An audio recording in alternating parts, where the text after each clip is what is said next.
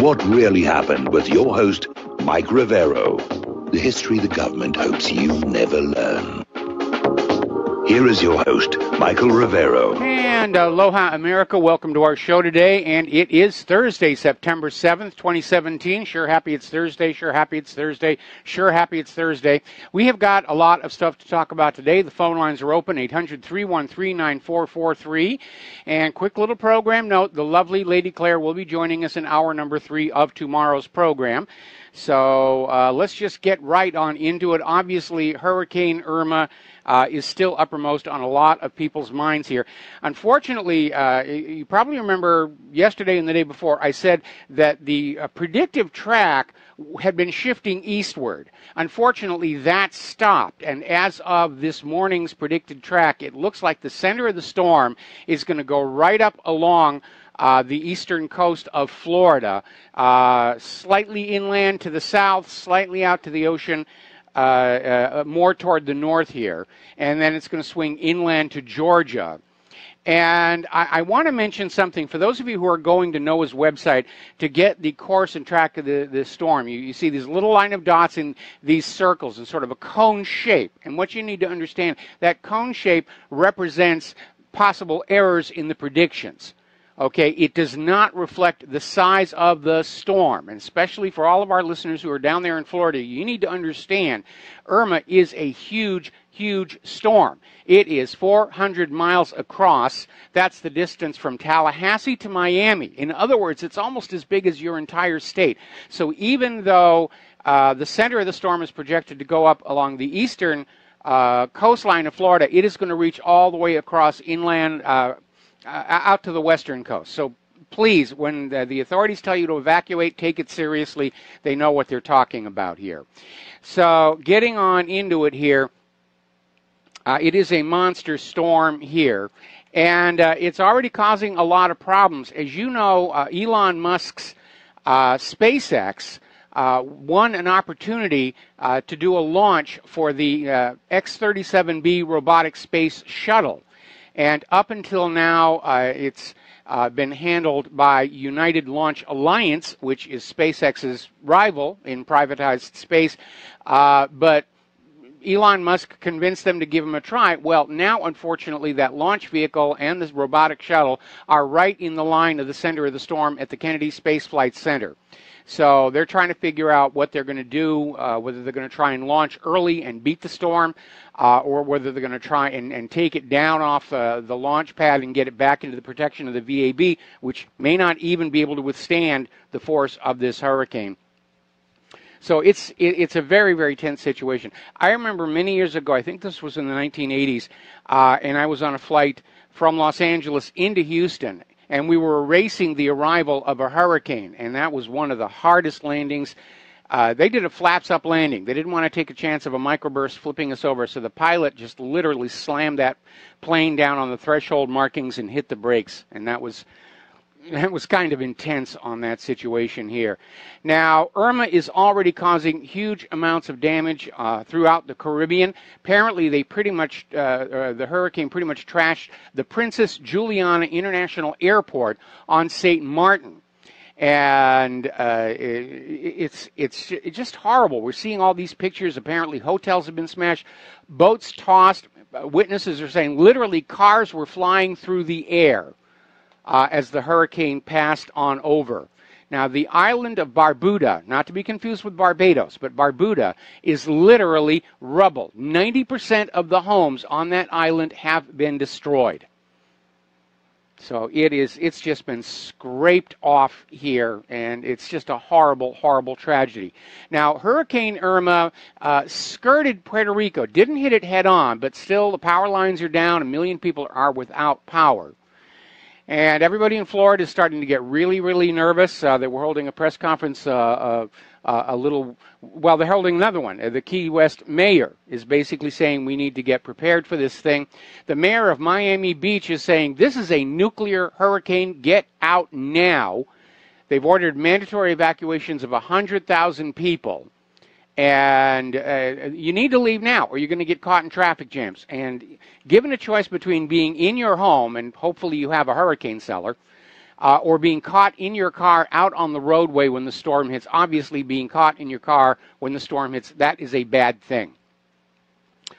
A lot of people are still very concerned about Florida's nuclear power plants, which are right in the path of the storm, and the concern that we could have an American Fukushima on our hands here. Now, the operators of these nuclear power plants, the Turkey Point nuclear power plant, and basically Florida Power and Light.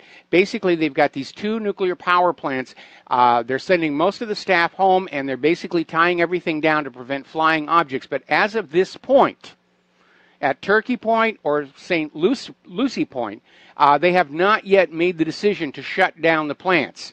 And this is a very tricky one, because it's not like you go into the nuclear reactor and you flip this big switch to off.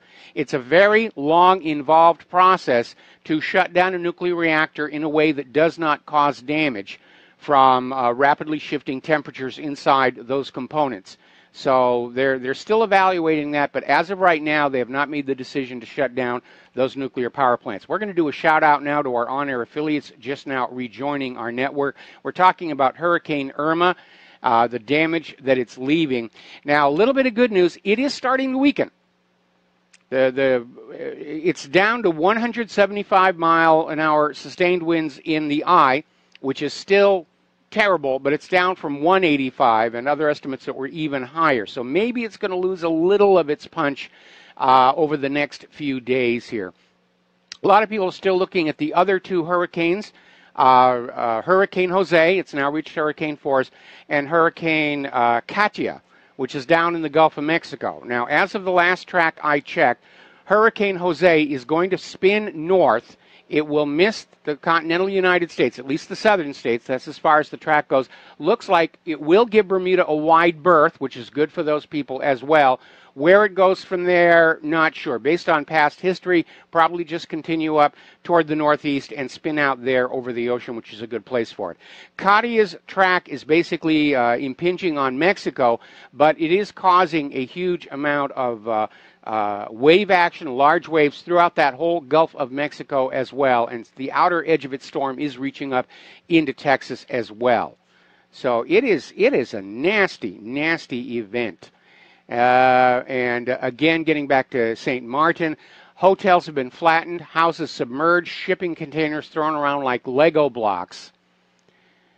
And this hurricane season has been so bad, FEMA is saying they're going to run out of money by tomorrow, because they're sending everything in there trying to get people taken care of, and they're basically the funds they have that were set aside to deal with these natural disasters, they're running out because we are getting so many of them. Now, over in Texas, they're still cleaning up for Hurricane Harvey, and it turns out 1/3 of Texas 41 toxic waste dumping sites are now flooded. And obviously the concern is that these toxins that were stored there are now being spread by the floodwaters. And some of these things cause birth defects and cancer. And it is a huge, huge mess. And again, it almost seems like what we're dealing with here is inadequate planning for worst case scenarios, or a political will to not basically spend the money because we need to go drop bombs on other people around the world here. Yet another artifact of Harvey's, or after effect of Harvey's floodwaters, is the mosquito population in Texas has just exploded. All this pooled water is just an ideal breeding ground. Mosquitoes are just all over the place. It's almost a biblical disaster when you think about it. You know, high winds, flooding, mosquitoes, poison in the ground, poison in the water.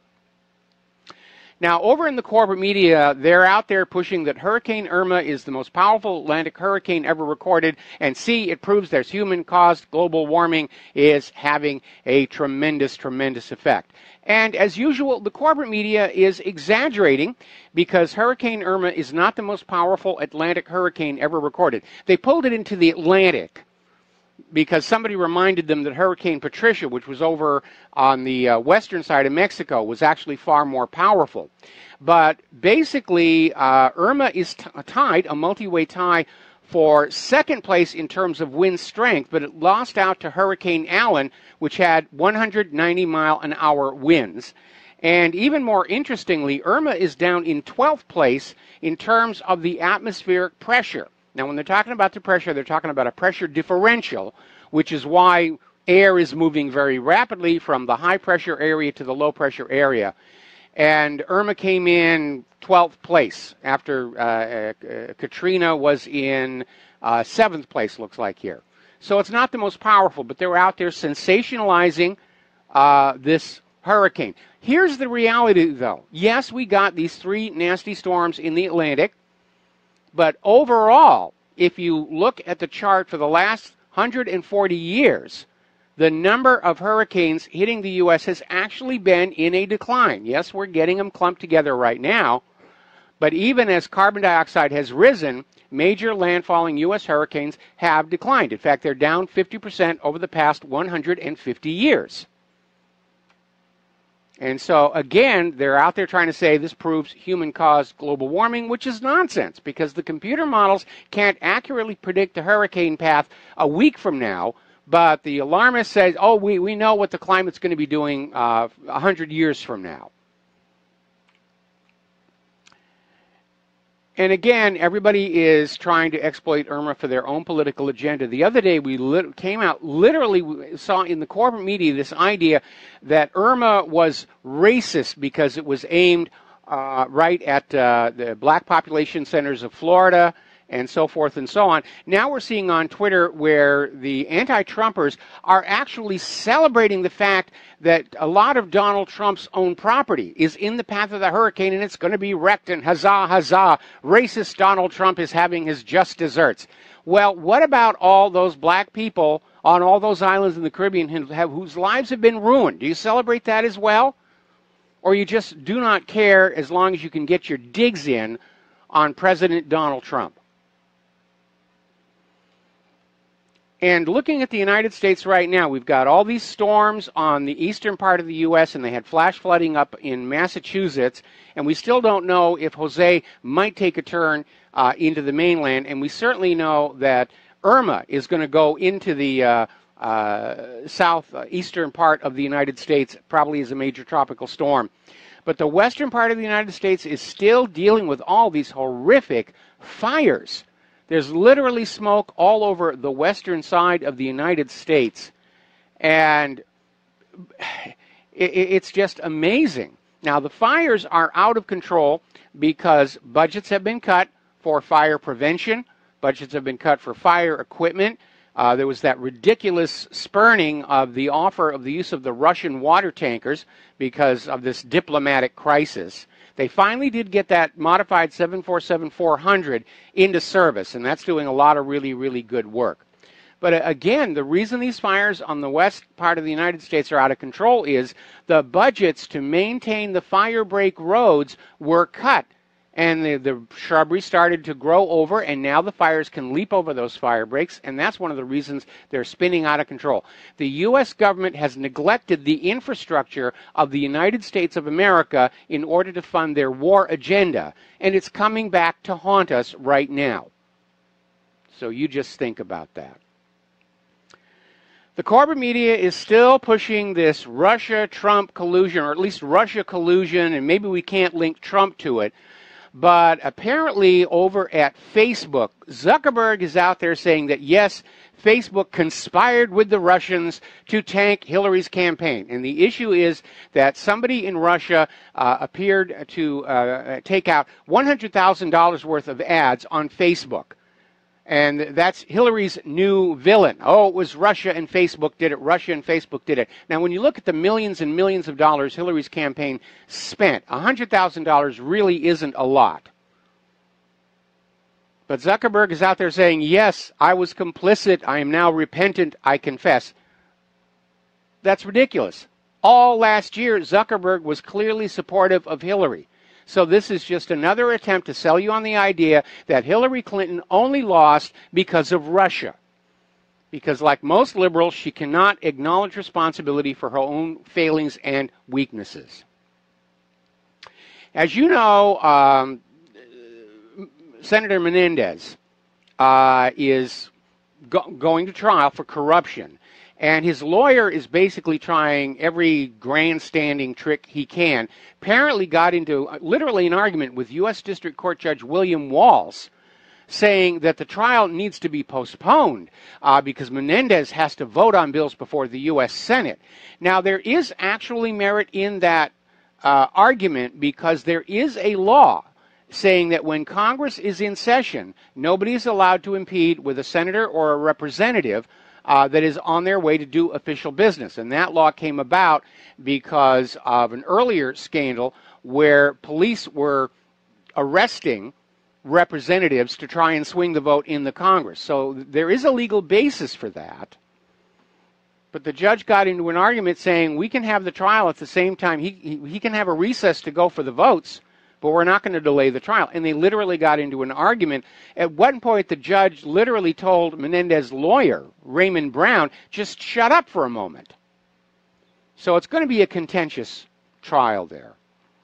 Now, getting on back to more politics and more corruption, somebody has put out a list of all the Republican politicians who were given money by George Soros in 2016, and it turns out Paul Ryan, the House Speaker, tops the list, followed by Jeb Bush, Marco Rubio, Joe Heck, John McCain, Ed Royce, Lindsey Graham, Carlos Crubello, Chuck Grassley, Ron Johnson, Kathy McMorris, Tim Canova, so forth and so on down the list. They're all on the take. They are all on the take here.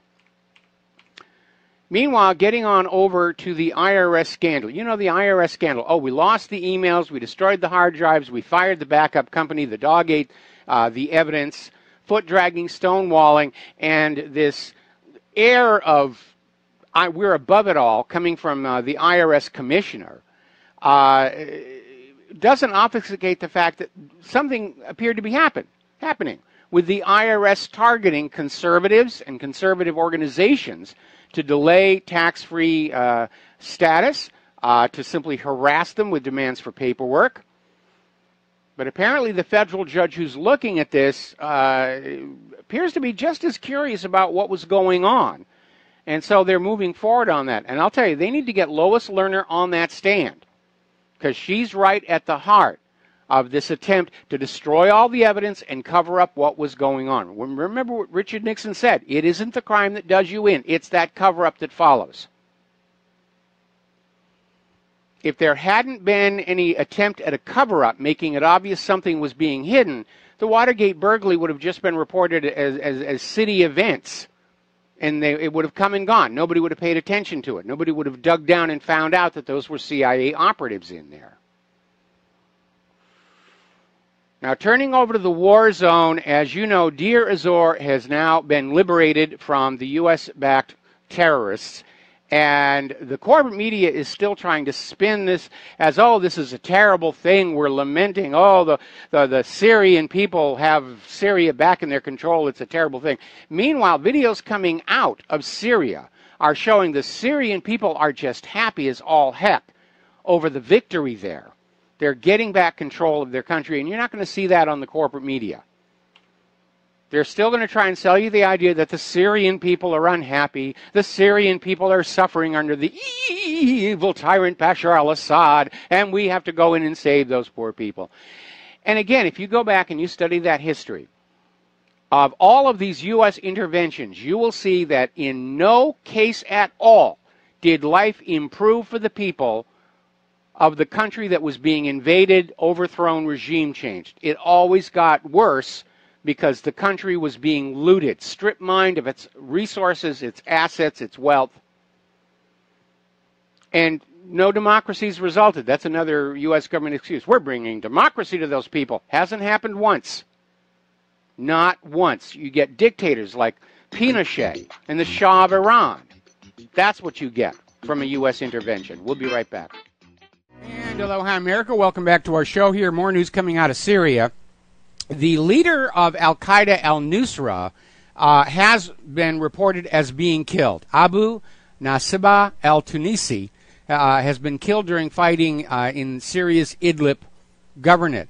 And he had previously been the self-proclaimed emir or leader of Hayat Tahrir al-Sham, the al-Qaeda group in Syria, which is commonly referred to as the al-Nusra Front. Here's the significant part. He was killed during infighting between the various jihadist groups. So it's all breaking down. These various jihadist groups are fighting amongst each other, and they're starting to kill their own leaders off. And that basically tells you we're very close to the end in terms of Syria right there. Meanwhile, the U.S. is going to send 3,500 more troops to Afghanistan.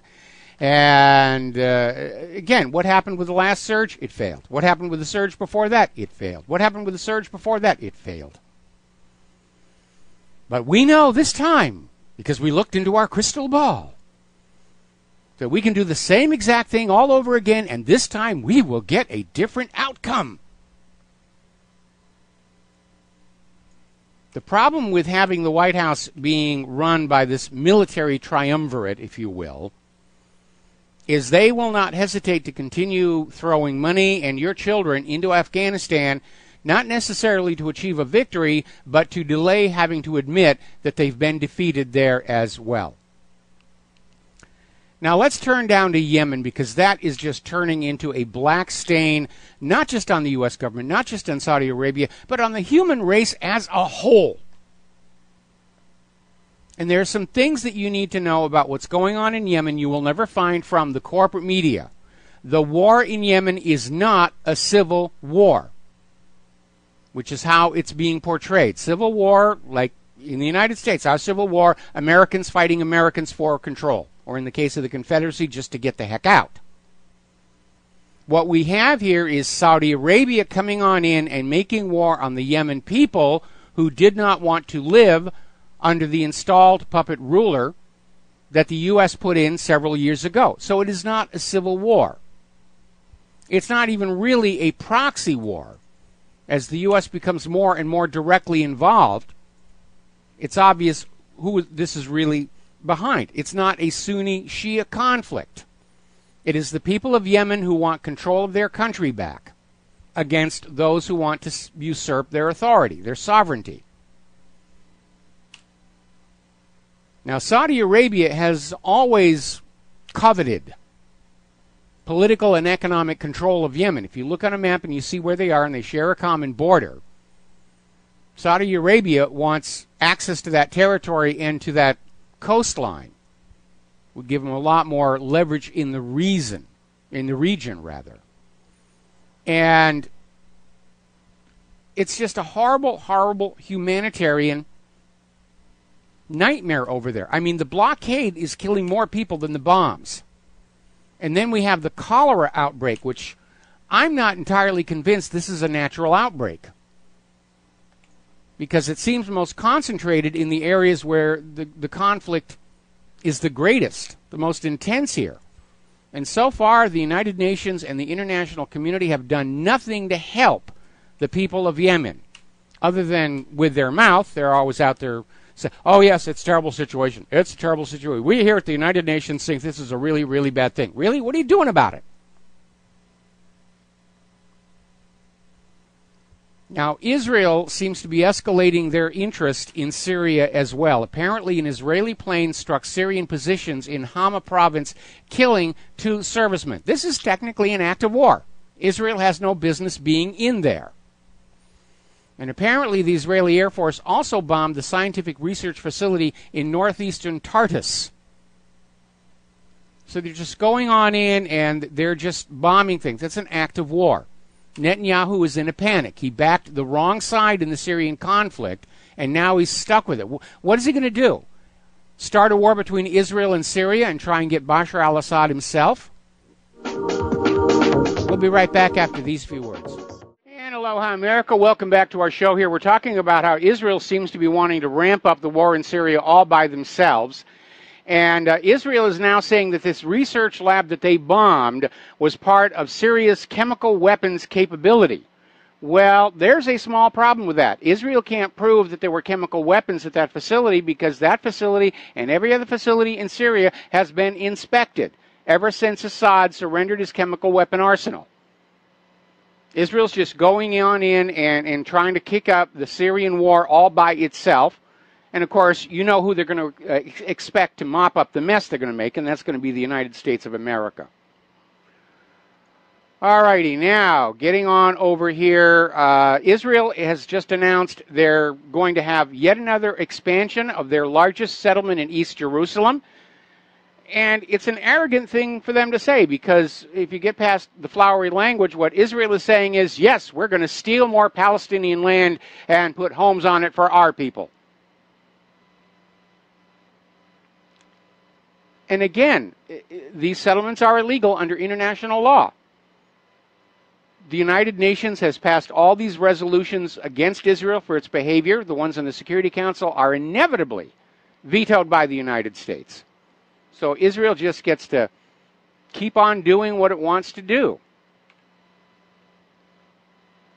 Now, Human Rights Watch has released a report yesterday accusing the Egyptian security services of widespread use of torture of detainees and declaring it a probable crime against humanity. And apparently the security services in Egypt use torture as a systematic practice against suspected opponents of the government. Now, if you think about it, that's like, assume you have a Republican White House and a Republican Congress, and they decide they're going to start torturing Democrats systematically. That's basically the scale of what's going on. And apparently they're using all kinds of methods of torture, waterboarding, electrocution, partial electrocution, so forth and so on. So, yeah, things are really not good over there. Trump is still reviewing plans to send offensive weapons up to Ukraine in another move that could easily start World War III. And I think at this point, it's pretty obvious World War III is coming if it's not already here. I personally think that future history books are going to say World War III was already underway at this point. We just haven't had the real big bang where everybody says, oh yes, all these little conflicts all over the globe, let's just lump them together and call it a world war.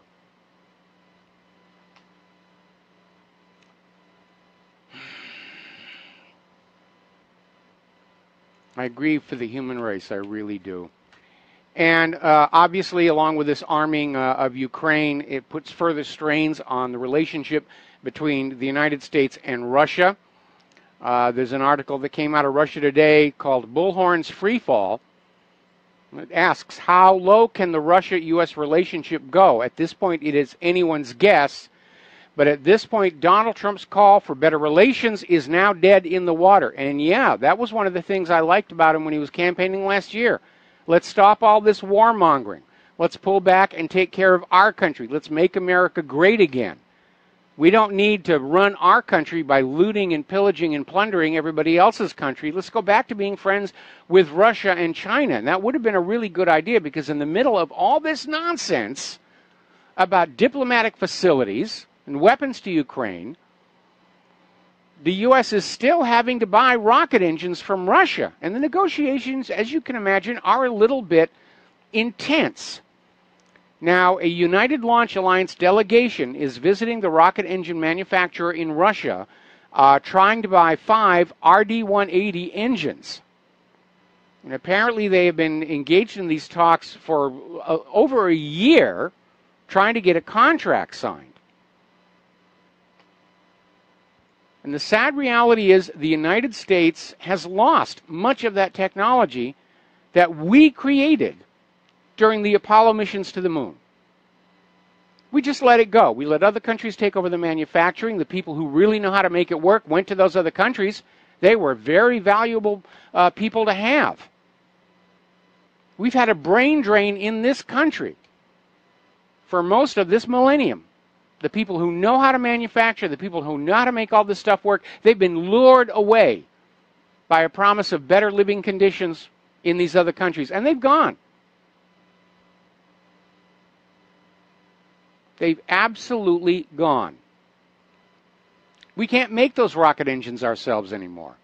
There are startup companies trying to do that, but they're going to have to relearn all over again. It's not like a car engine, which is an established solid technology where you can buy the parts and assemble it and expect it to work on the first try. Rocket engines are running right at the edge of their engineering. And that's why you get so many explosions. Now, Saturday is, of course, September 9th, which is the anniversary of North Korea's founding. And Kim Jong-un loves a good symbolic statement on these national holidays, and it is expected that they will launch another intercontinental ballistic missile. And this one really is an intercontinental ballistic missile. They've been screaming ICBMs for these little mid-range rockets. This is a big one. And it's those larger, longer-range rockets that North Korea has had the most trouble with. The earlier tests have all been basically straight up, high into the outer space, and then crash back down. This one is going to be fired at what is called the normal angle, meaning it's simulating an actual flight path to a target, which means it's going to go a very, very long distance. So we'll see what happens on that and how the United States responds to that, and if they try and shoot it down.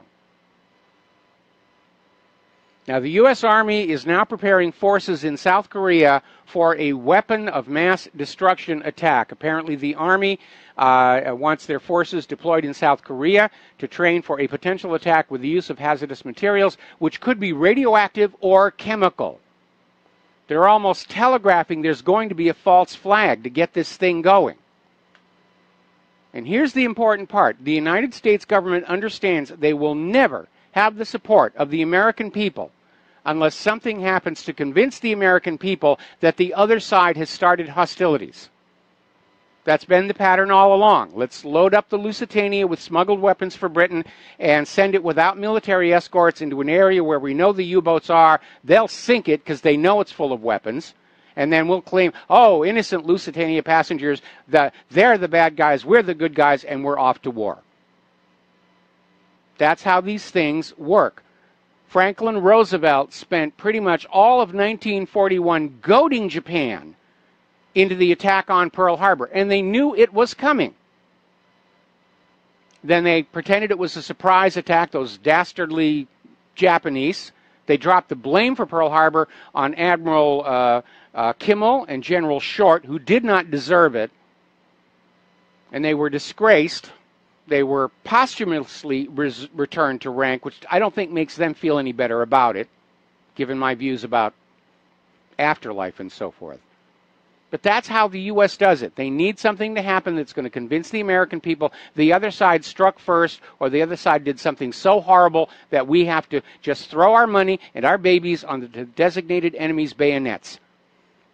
And it's probably not going to work, because look how much they were screaming about Assad's sarin gas attacks. Didn't get any traction with that. Didn't even really get all that much traction when they were back there screaming that Iraq had nuclear weapons. Every leader in history who wants to start a war has to lie and trick their people into it. The Gleiwitz incident, for example. Torpedoes in the Gulf of Tonkin, which didn't exist. The Spanish mine in Havana Harbor, which didn't exist. A lot of people are very nervous about what's going to be happening on this Saturday on the 9th. Now, Putin is out there saying that as far as Russia is concerned, it's time to go back to diplomacy and try and talk this thing through and not allow weapons of mass destruction to be used on the Korean Peninsula. And they know it's a possibility. Believe it or not, during the Korean War, General MacArthur actually proposed blowing a hole in the lines with a nuclear weapon. And they had tested that scenario out there in the Nevada desert. Made a lot of those people sick with cancer and leukemia. But from North Korea's point of view, you've got to look at this from North Korea's point of view. They're seeing the United States of America, which has invaded, regime-changed, drone-struck, I've lost count of how many countries over the last 14, 15 years. And then North Korea sees that same government's military carrying out military drills along their borders and along their shores. What are they supposed to think is about to happen?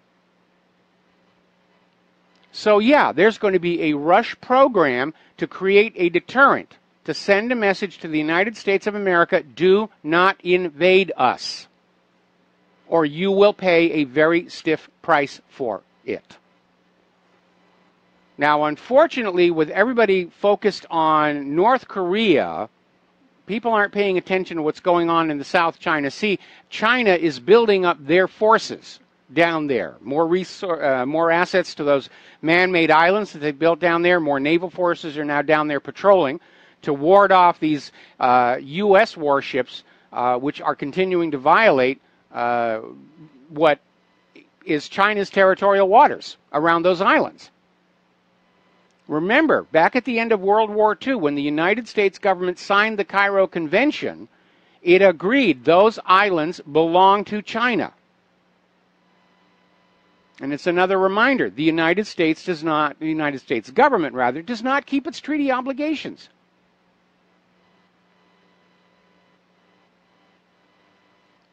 So, now, as you know, there have been a number of very embarrassing accidents involving U.S. warships.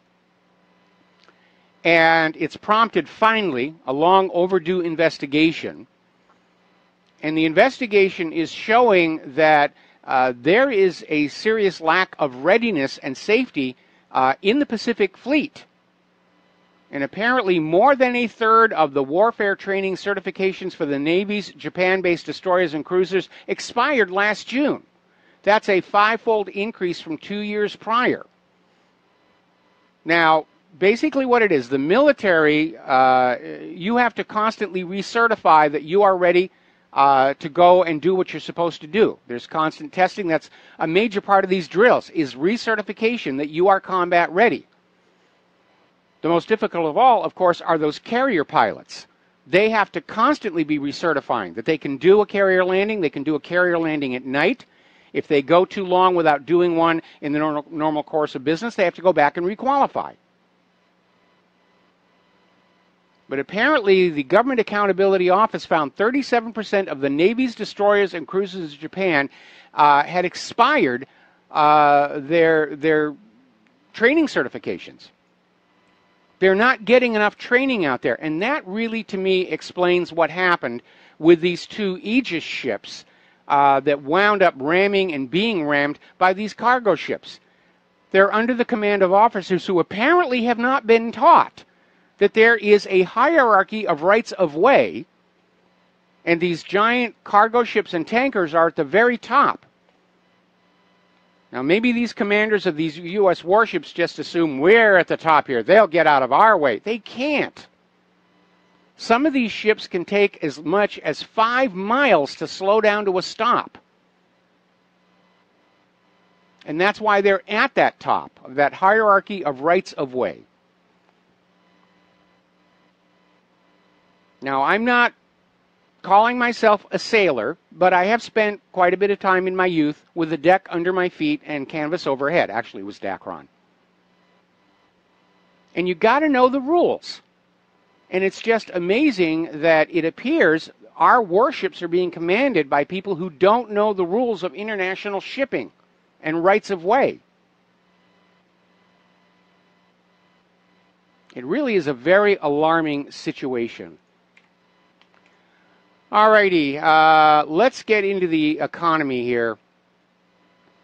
Amazingly enough, despite the meltdown in 2008, Wall Street is still playing around with commercial mortgage-backed securities. Not home mortgages, but commercial mortgages. They've moved it up a notch into the retail area. And they're taking these commercial mortgages, they're bundling them together, they're making them into securities, and apparently the retail CMBS loan loss severity is now at 49.4% for the second quarter of this year. And Washington, D.C. has the highest rate of delinquencies. Because when you're talking commercial mortgages, you're talking mostly retail spaces. They're not selling enough product to make enough money to keep up with the payments on their commercial mortgages. That's part of the retail Mageddon. That's the next domino to go after the retail outlets themselves. According to Moody's, these commercial mortgage-backed security loans are backed by retail properties are the worst performing asset class out there.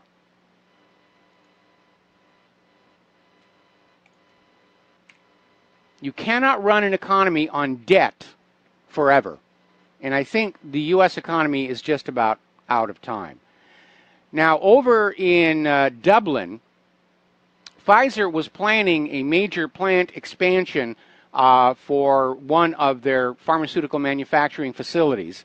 And earlier this year, they wanted to expand the plant, but apparently because people are starting to turn away from prescription medication, Pfizer has now canceled that plan. Apparently their current manufacturing facility is enough to meet the current demand, and they're abandoning the idea of an expansion. And that may be because more and more people are becoming skeptical of prescription medications and the motives for their being prescribed and sold being other than the health of the patient.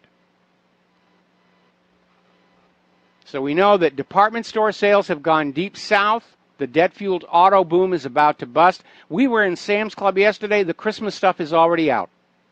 All over the place. We'll be right back after these commercials.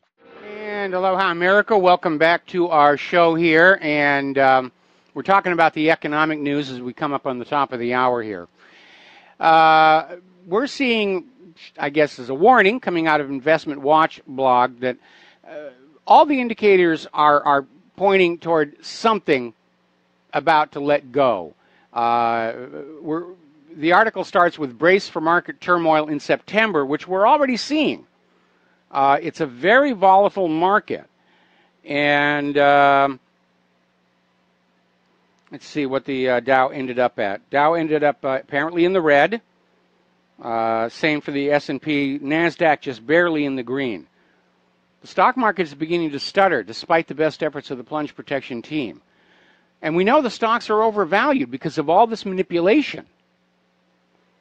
As we mentioned earlier with the commercial mortgage-backed securities, the delinquency rate is growing. It's almost 50%. Professor Steve Keen is saying we're at the peak level of private debt. We can't go any further. We're working as hard as we can just to sustain the debt we're at. And what are they doing in Washington, D.C.? Well, they're just going to go on and raise their debt ceiling and go on borrowing and spending and so forth and so on. They're not really managing the nation for the American people. It's just grab what you can, give it to your cronies, and have another party. We're going to see some glimpses of that in the Menendez trial. This next story, it's a little upsetting because when I was a kid, I was a car buff. What kid isn't, right? I remember one of my most pleasant memories of my youth was helping my mother to restore this 1952 MGTC. And she did the body and the upholstery work, and I did the engine and the drivetrain. And I tell you, the day she drove that around the block was, I think, the happiest I ever saw her. So I'm a car buff. And yes, I watch Top Gear America. I'm actually really liking that show. They've managed to capture a lot of the magic of the original. Great post-production. It's a wonderful post-production team. And so I'm a bit of a car buff, and obviously BMWs are something that people like to drive. And my father had one, and I got to drive it, and I thought it was really cool. But again, as the economy tightens up, everybody starts doing what is called value engineering. We need to make this cheaper.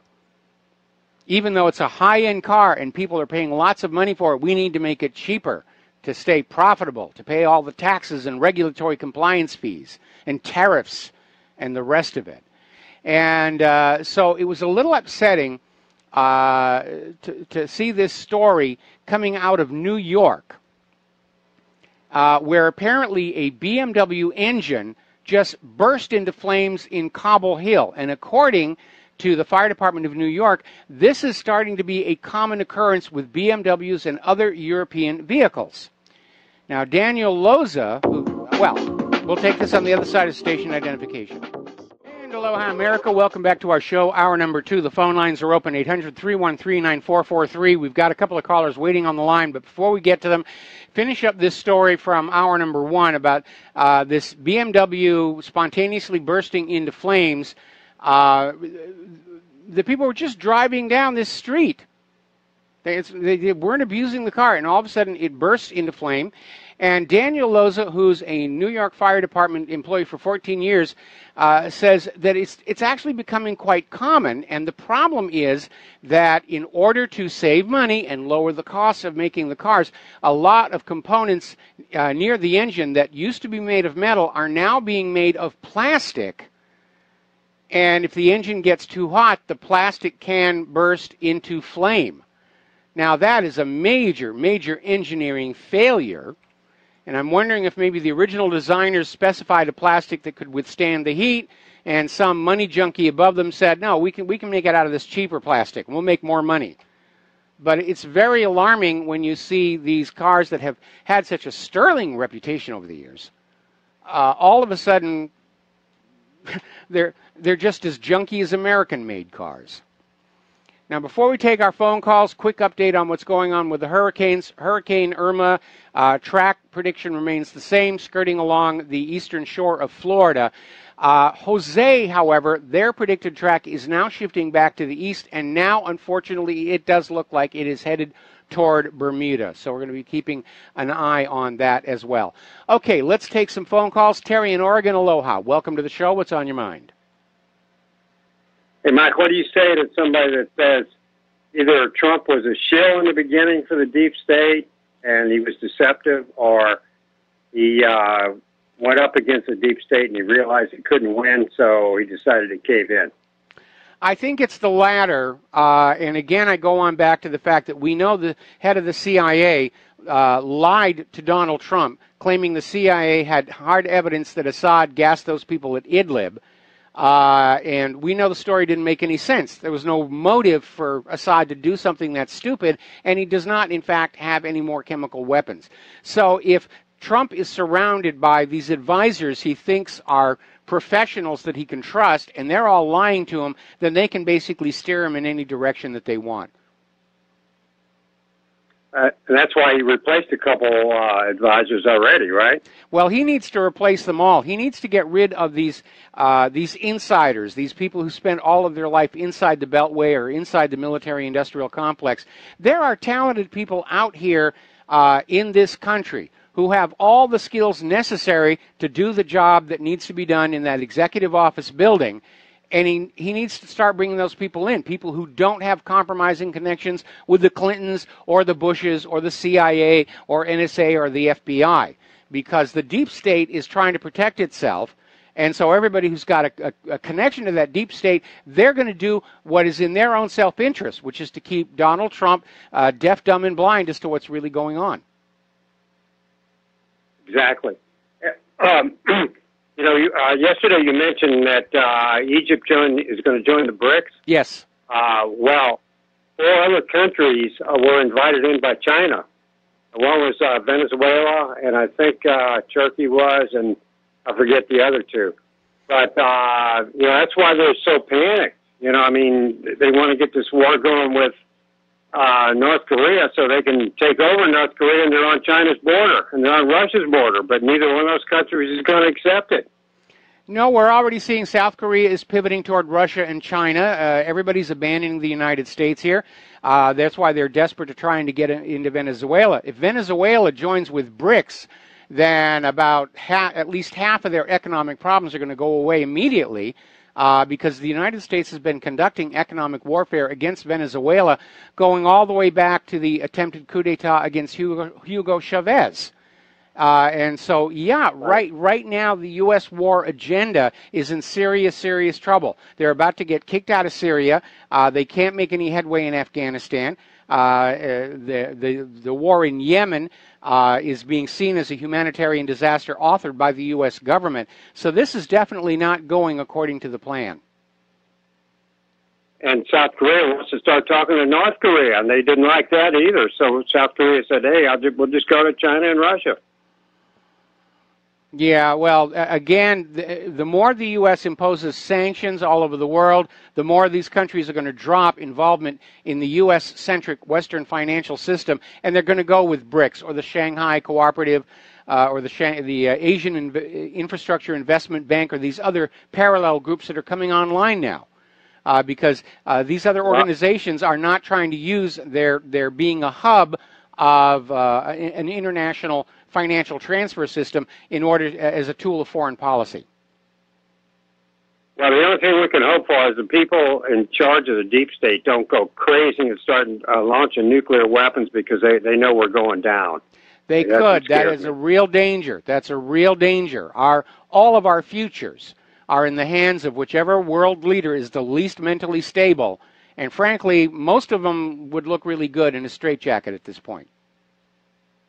Exactly. Okay, Mike, well, thanks for the information. Nice talking to you, and we'll talk to you next time. All right, thanks an awful lot here, and we're going to switch over to Steve in California. Aloha, Steve. Welcome to the show. What's on your mind? Well, a commercial I saw the other day from Coke, it talked about how their engineers are hard at work trying to do aerodynamics with automobiles to bring us the best fuel economy. And then I just had to laugh at that because I remember going back to the 70s when we had the Honda CRX, and we had a gas miles per gallon of like 67 miles per gallon. And as technology has advanced in so many areas, that technology has definitely been suppressed because if they had 67 miles a gallon back in the 70s, we should be really, really farther than that down the road. And it's amazing that this technology has been suppressed because of the oil industry, no doubt about it. Well, that's an easy explanation, and obviously the oil industry, they know they're dealing with impending shortages. They want to be able to sell us less fuel for more money. But the problem with the Honda CRX is it achieved that 60 mile per gallon at the expense of any kind of performance. I mean, if you floored that accelerated pedal, it just took a while to get the car going. And unfortunately, most consumers, their being in that car is an expression of personal empowerment. And they want that car to really take off when they hit the accelerator. And that was the reasoning that led these car companies like Volkswagen to rig the software on those cars so when the car knew it was being tested for emissions, it would run the engine one way, and then when it detected that it was really being driven on the road, it would run the engine another way for higher performance. And it was a cheat. But again, ultimately, they're all going to be selling what they think or the consumer wants to buy. And for most consumers, we don't all need to be driving Lamborghini Aventadores or whatever the heck it is. But we like to know that if we hit that accelerator, we can get out of the way of that truck that just ran the red light coming into the intersection. And so most people want a little bit more power, and that's why there was a bit of a pullback. The other problem, of course, is the encroachment of the ethanol gasoline, because gallon for gallon, it's actually less energetic than straight gasoline. And that was another factor. So you're actually having to buy and burn more gallons of the ethanol blend gasoline to get the same work performance as a single gallon of regular gasoline. That's been another factor as well. That's it, Mike. Hey, thanks. All right, thanks an awful lot. We're going to let you go. The phone lines are open, 800-313-9443. Now, as you know, that DACA issue is just the latest screeching controversy that's coming on out of Washington, D.C. and the media. Now, remember, the whole idea, the DACA, the Delayed Action Child Amnesty Program, first of all, it wasn't focused on children. It was something like 15 to 35-year-olds qualified. Those are young adults. And Trump basically undid an illegality that the Obama administration did, because Obama didn't go through Congress to get this change to the immigration laws. He simply declared it by imperial edict from the Resolute desk in the Oval Office, and you're not supposed to do that. And so Trump is saying, I'm going to rescind this executive order effective in 6 months' time so that Congress has time to do this correctly and properly and in accordance with the Constitution. And so everybody is leaping on board of this. pushing their agenda. The open borders people just want open borders. They want all these illegal immigrants and refugees to come on in and register to vote and vote Democratic. And the media is out there excoriating Donald Trump, saying, think of the children before you end DACA. Well, corporate media, I have a question for you. Where is your concern about the 2 million homeless American children? Children who are U.S. citizens, whose parents are U.S. citizens, who have either died or abandoned them or whatever has happened. We've got 2 million homeless American kids, and nobody in the corporate media seems to think about that. It's all these children coming in from other countries. Should we not be taking care of our homeless people first before we let anybody across that border? And the answer is yes. In a well-run, well-managed nation, we take care of our own people first and foremost.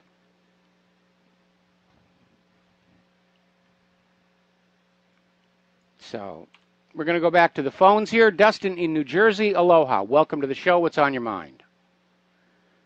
Yeah, hi, Mike. For every dream a dreamer gets is an American that don't get a dream. It's an American nightmare. Yep, and they don't care, Mike. Just like they don't care in Europe, they're bringing in all the refugees because it's the same group of people. You know, we talked about this, the globalists, the oligarchy, but they don't care. They don't care. What about the dreams of the Syrian children when they get bombed or they get killed by ISIS snipers? Where's their dream? You know, so they don't give a crap about no kids' dreams. They don't care about old people's dreams. They don't care about women in wheelchairs or anybody's dreams, Mike. They just care about their oligarchy dreams. That's it. Yeah, they're only concerned about the Syrian kids when they come across our border and are registered to vote Democratic. Yeah, remember when the CNN dressed the little kid up out of the rubble from the white helmets? You know, the white helmets fraud group. You know how they use them and then they'll toss them back into the rubble after they're done with them. They don't give a crap. You know, they just don't. Americans got to realize there's a percentage of people out there, like the looters, that just don't give a crap about humankind. They just don't. No, they're in love with their agenda. That's basically what it is. Hey, Mike, I wanted to switch gears on. They were talking about gas mileage. I was on YouTube. I watched somebody that has like a Lamborghini, and they said they drive it every day, and they said they got to fill it up every day. So that car probably gets about 8 to 10 miles on the gallon, if that. You know, that's pretty bad. You know, no, Lamborghinis are notorious for tiny, tiny fuel tanks in order to keep the weight down. Yeah, I didn't know that. Well, that's I wouldn't use why you listen to my radio show. Going to work. Okay, anything else? Thanks a lot, Mike. All right, thanks an awful lot. We're going to let you go here. Thank you for the phone call. The phone lines are open, 800-313-9443. Somebody just sent me this pointer to an article from Consumer Reports. This may explain what's going on with these exploding cars. Because according to Consumer Reports, engines that are burning ethanol blend gasolines run hotter. So what we may be seeing, it may not be BMW's fault or these other European cars. They're designing these cars to run on normal gasoline, and they're brought over here to the United States, and people start putting these ethanol blends in there, and they're running hotter, and that's what's leading to these fires in the engine compartments. It makes perfect sense. It makes perfect sense. So that may be the explanation for that. This whole ethanol thing, it's like global warming. It sounded good, and it made for some good sound bites and, interviews on TV and the rest of it. But it wasn't thought all the way through. First of all, it's not carbon neutral. When you add in the carbon footprint of the processing that takes these vegetables like corn and turns it into ethanol, there's a carbon footprint there. And again, on older vehicles, the ethanol is going to destroy the fuel system. We have to deal with that on our Honda. We've got an 18-year-old Honda. There's only one gas station in our entire town that carries the ethanol-free gasoline for people who've got jet skis or anything else. And that's the only place we'll gas up our car. Because if we put the ethanol blend in there, we're going to have to buy a whole new fuel system, which is probably going to cost more than the entire car is actually worth right now. And it wasn't really thought through because, again, you have to look at this issue that ethanol has far less chemical energy in it than the equivalent amount of gasoline. So you have to buy and burn more of it to get the same amount of work. So you're actually spending more money to keep your vehicle going. And, of course, you're diverting food crops to this ethanol production on a planet where there is already widespread famine. It's a dumb idea. It didn't really help the environment. It was just an opportunity for people to hop on board a fad and make a bunch of money. Getting on back to the situation in Europe, the European Union has now ordered Sweden to end their border controls by mid-November, saying that Sweden doesn't have any more reason for putting them into place. The reasons aren't there anymore. Yeah, they are. There are still no-go areas up in Sweden. There's still an out-of-control rape epidemic and crime epidemic up there. But there's a fight building between Brussels and the member nations of the European Union saying that this out-of-control refugee resettlement program has to come to an end. It is causing all kinds of harm. Yes, it sounds good. We're taking in refugees. They don't know what to do with them. It's a huge strain on their economies. They don't have jobs for these people. They don't have places for these people. And the European Court of Justice, of course, siding with Brussels, has rejected Hungary and Slovakia in their challenge of these imposed refugee resettlement quotas imposed by Brussels. And apparently both Hungary and Slovakia appear intent to continue the battle. This could lead to the breakup of the EU, even more so than the predations of that European Central Bank. Now, over in Germany, of course, Angela Merkel is still fully on board with open borders and New World Order and global government and, you know, today's the EU, tomorrow's the world. And, but one of her opponents is out there basically saying that this has to stop. And it was all triggered. Apparently, there was a German woman in her 50s jogging in the popular Rosenthal Park in central Leipzig, was attacked by a migrant and raped. And apparently, it was a rather violent and brutal rape. And so the leader of the Alternative for Germany party, which is doing very well in the polls, Frauke Petry, told Sputnik Germany, this has to stop. We're just opening the borders to people who are coming in who are criminals. And it doesn't make sense. Every nation has a right to control who comes in and out of their borders, just like you have a right to decide who comes in and out of your home. Nobody has a right to just open your door, walk on in and say, I think I will live here. And that's what's going on. That's what Soros is trying to sell you. That, yes, people can just walk on in and decide they're going to live in your home. No, it doesn't work that way. A responsible immigration policy is going to allow into the country those applicants who are going to be a benefit to the country. And it is perfectly reasonable for them to reject applicants with prior criminal records, contagious diseases, or an absence of any saleable skills and talents and abilities. That's how it's supposed to work. That's how it's always worked. It's only in the last few years we've heard this liberal, globalist idea that borders are a thing of the past and everybody should be allowed to go anywhere they want. If that were really true, I'd be on my way to Fort Knox. Well, what am I saying? That building's empty. Do you have a right to just walk into the White House? Technically, it's your property. No, you don't. Everybody has barriers and shields for security and protection, and that should apply to an entire nation. We got to take a break for commercials. We will be right back. And aloha, America. Welcome back to our show here. Now, as you know, Angela Merkel is out there campaigning. She's running again to be Chancellor of Germany, and she's not getting a very warm response out there. She got pelted with tomatoes the other day. And I keep saying the only way that Merkel stands a chance of being reelected is through massive election fraud. And so it is to no surprise that we see in this article coming out of the Register in Great Britain that the German election tabulation software is insecure. And this is according to research by the Chaos Computer Club. This is a group of white hat hackers.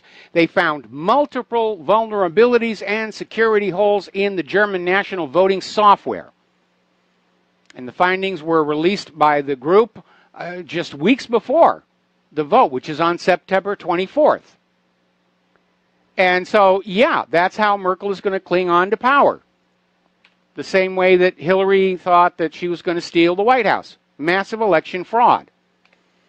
So for our listeners in Germany, if you want to change, you need to get out there and just overwhelmingly vote for anybody but Angela Merkel, because otherwise she's going to steal it. She is going to steal it. When you look at how important voting tabulation software is, for it to have so many holes and vulnerabilities, it has to be intentional. A good example would be in this country, the Diebold system. Now, Diebold built its reputation on automated bank teller machines that never lost a penny from one end of the country to another. It had a paper audit trail. They were considered the peak of reliability and accuracy. And yet the same company produced an election system with at least 12 known ways to get in and change the results of an election and leave no trace. And again, a hat tip to blackboxvoting.org and Bev Harris, who have led the fight, exposing the fact that our election system in the United States is a joke. It is set up to facilitate and conceal election fraud. Now, Trump said he was going to look into this, and he darn well better, or he's going to be a single-term president. Absolutely, single-term president. Getting on back to Europe, apparently criminal gangs are acquiring and selling genuine British passports for less than £500 to migrants in Europe. And apparently the price of a stolen passport has dropped dramatically. It was £2,000 a year ago. And apparently more than 20,000 identity documents flooded onto the black market.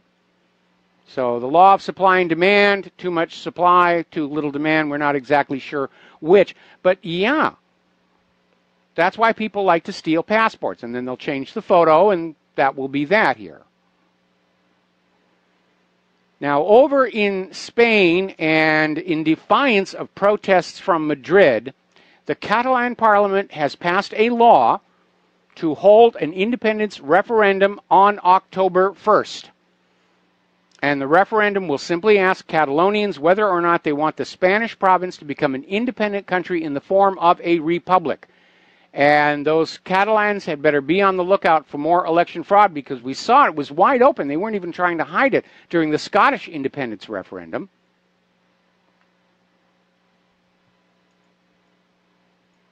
It's like, if the elections could really change anything, they'd be outlawed by our governments.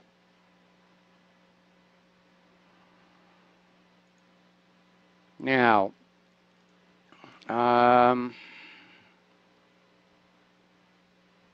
just looking at some of the emails coming on in here. Let's see. All right, getting on back here. We're coming up on our next commercial break here. When we come on back, I want to talk a little bit about political correctness and free speech and how the two are mutually incompatible. And in this desire to promote political correctness, it's really an attack on freedom of expression. And it's also a little insulting if you think about it. And we're going to talk about that when we come back from these few words.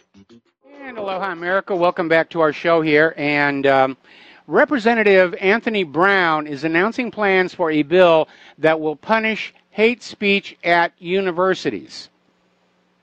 And if passed, the bill would require universities and colleges to demonstrate they have programs and initiatives in place that clearly define to students what is acceptable speech and what is not acceptable speech. Meaning they get to decide what's acceptable. And if you really think about it, there's an implied insult in that. Representative Brown and these universities' chancellors are all out there saying, you are all too stupid to decide if what you're hearing makes sense or not. So we must intervene on your behalf and make sure that you only hear the things that we approve of. That's what they're saying. Everybody who comes on out and says free speech must be limited or curtailed is saying you're too stupid. You'll fall for any lie whatsoever, and we need to go back to a world where you're only falling for the lies that we, the government, will tell you. And that's what they're really saying. Now, before this whole rush toward dictatorship really began, a lot of nonsense went out there under the cover of free speech. And most people could figure it out for themselves, whether the person who was talking or writing or presenting made sense or if they were being an idiot. And that's freedom to decide for yourself if what you're being told makes sense or not. And now they want to take that away from you by saying, we're going to say that certain speech is not acceptable. And we know the first thing is going to be criticism of Israel will be right at the top of that list. Because Israel absolutely hates the First Amendment.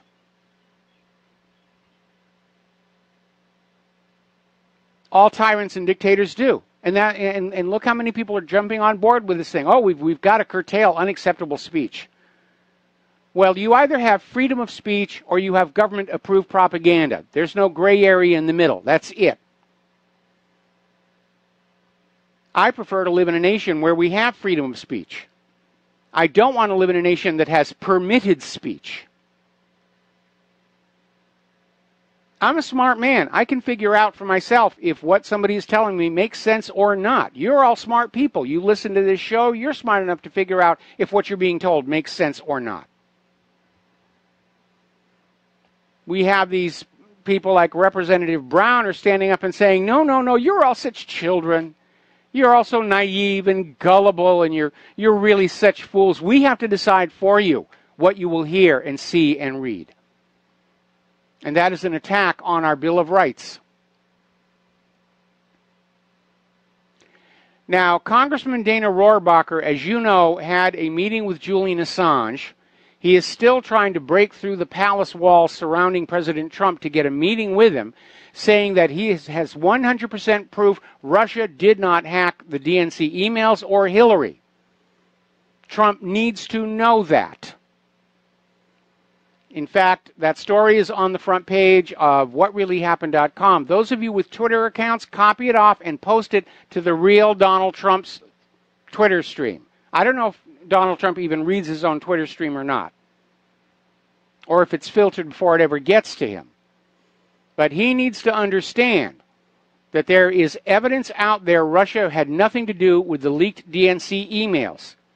And Trump needs to know that before we do get into a shooting war with Russia, which I am convinced we will ultimately lose even if it does go nuclear. Although it's hard to say anybody wins a nuclear war. I mean, the U.S. did in World War II because Japan didn't have nuclear weapons to fire back at us. But in a real nuclear exchange where both sides have nuclear weapons, there are going to be no winners. Except the bankers, who are going to start loaning out more money at interest to rebuild what we all had before the insanity. Now, yesterday we had this story from Ohio where a sheriff's deputy shot a local reporter who had set up a camera and tripod on a public sidewalk, and we have a little bit more information about it. Apparently the photographer was just taking pictures of a routine traffic stop. Apparently he had his camera out just taking pictures just for what we in film would call the B-roll, stock photos.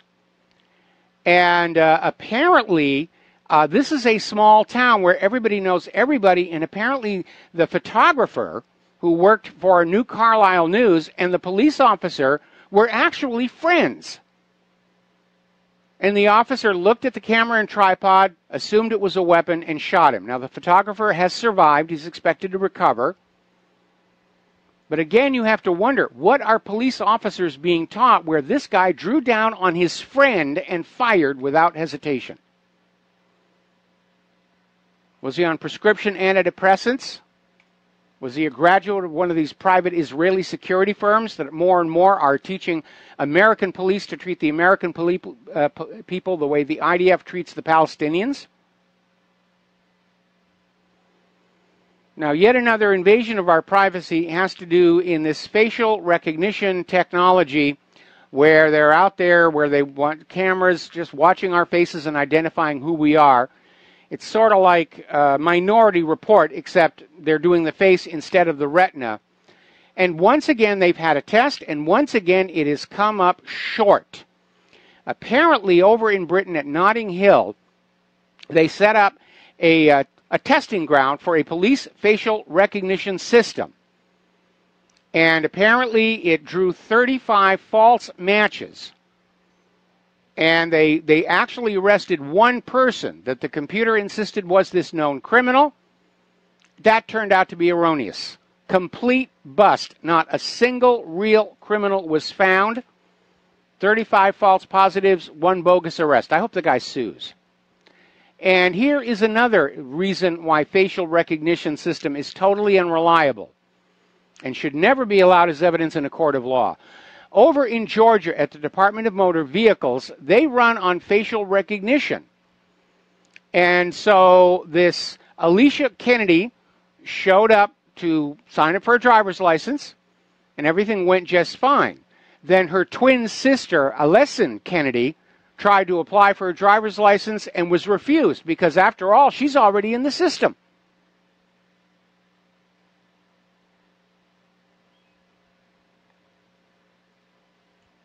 Probably snafus like that where they want to microchip everybody. Get your little chip. We know who you are now. We got you tagged for sure. Unless somebody digs that tag out, or somebody who wants the money in your ATM account just chops your hand off, takes the tag to raid the ATM machine. And I guarantee when they start chipping everybody, that's going to happen.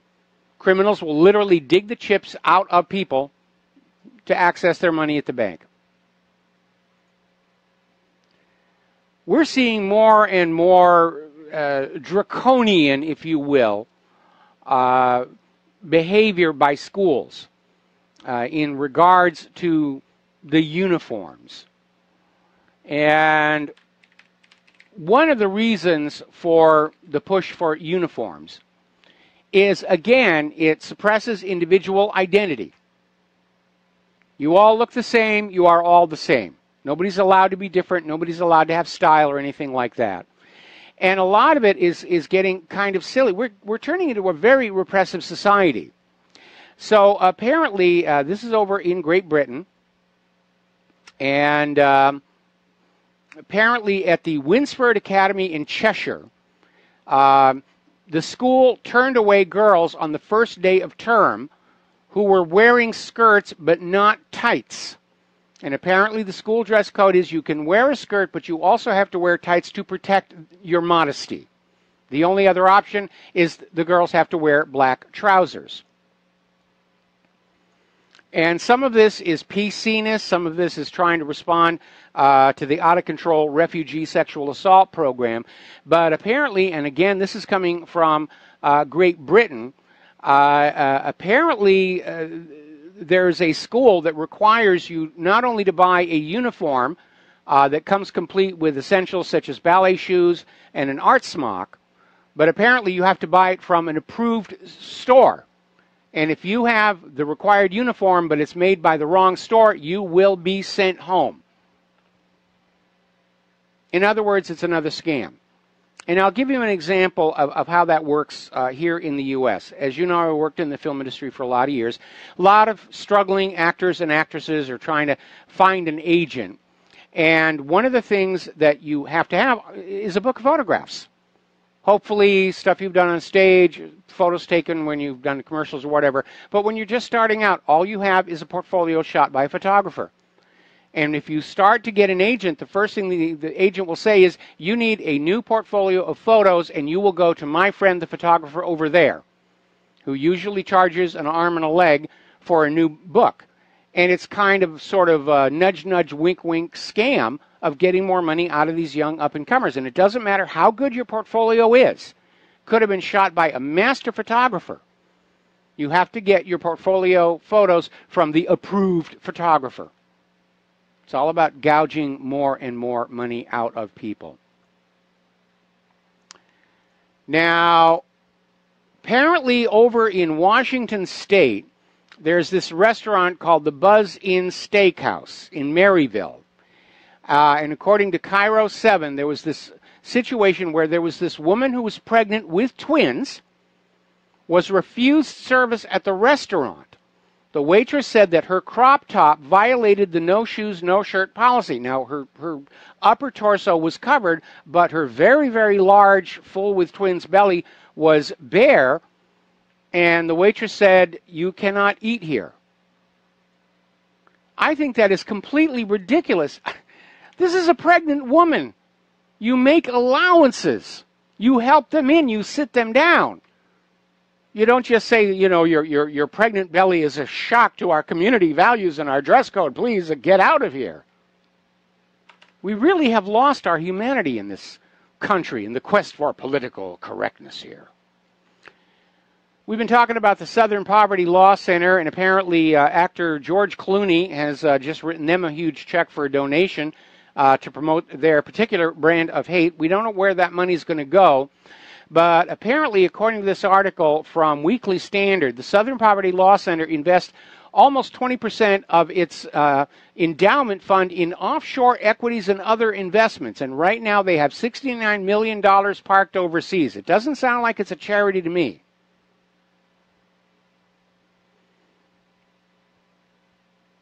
Now, the Southern Poverty Law Center's charter is to fund and carry out legal actions against hate and bigotry.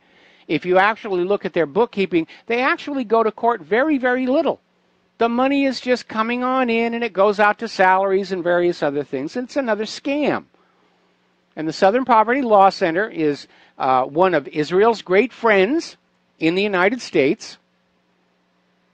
I've even felt their wrath personally at various times throughout the year, or throughout the years, plural here.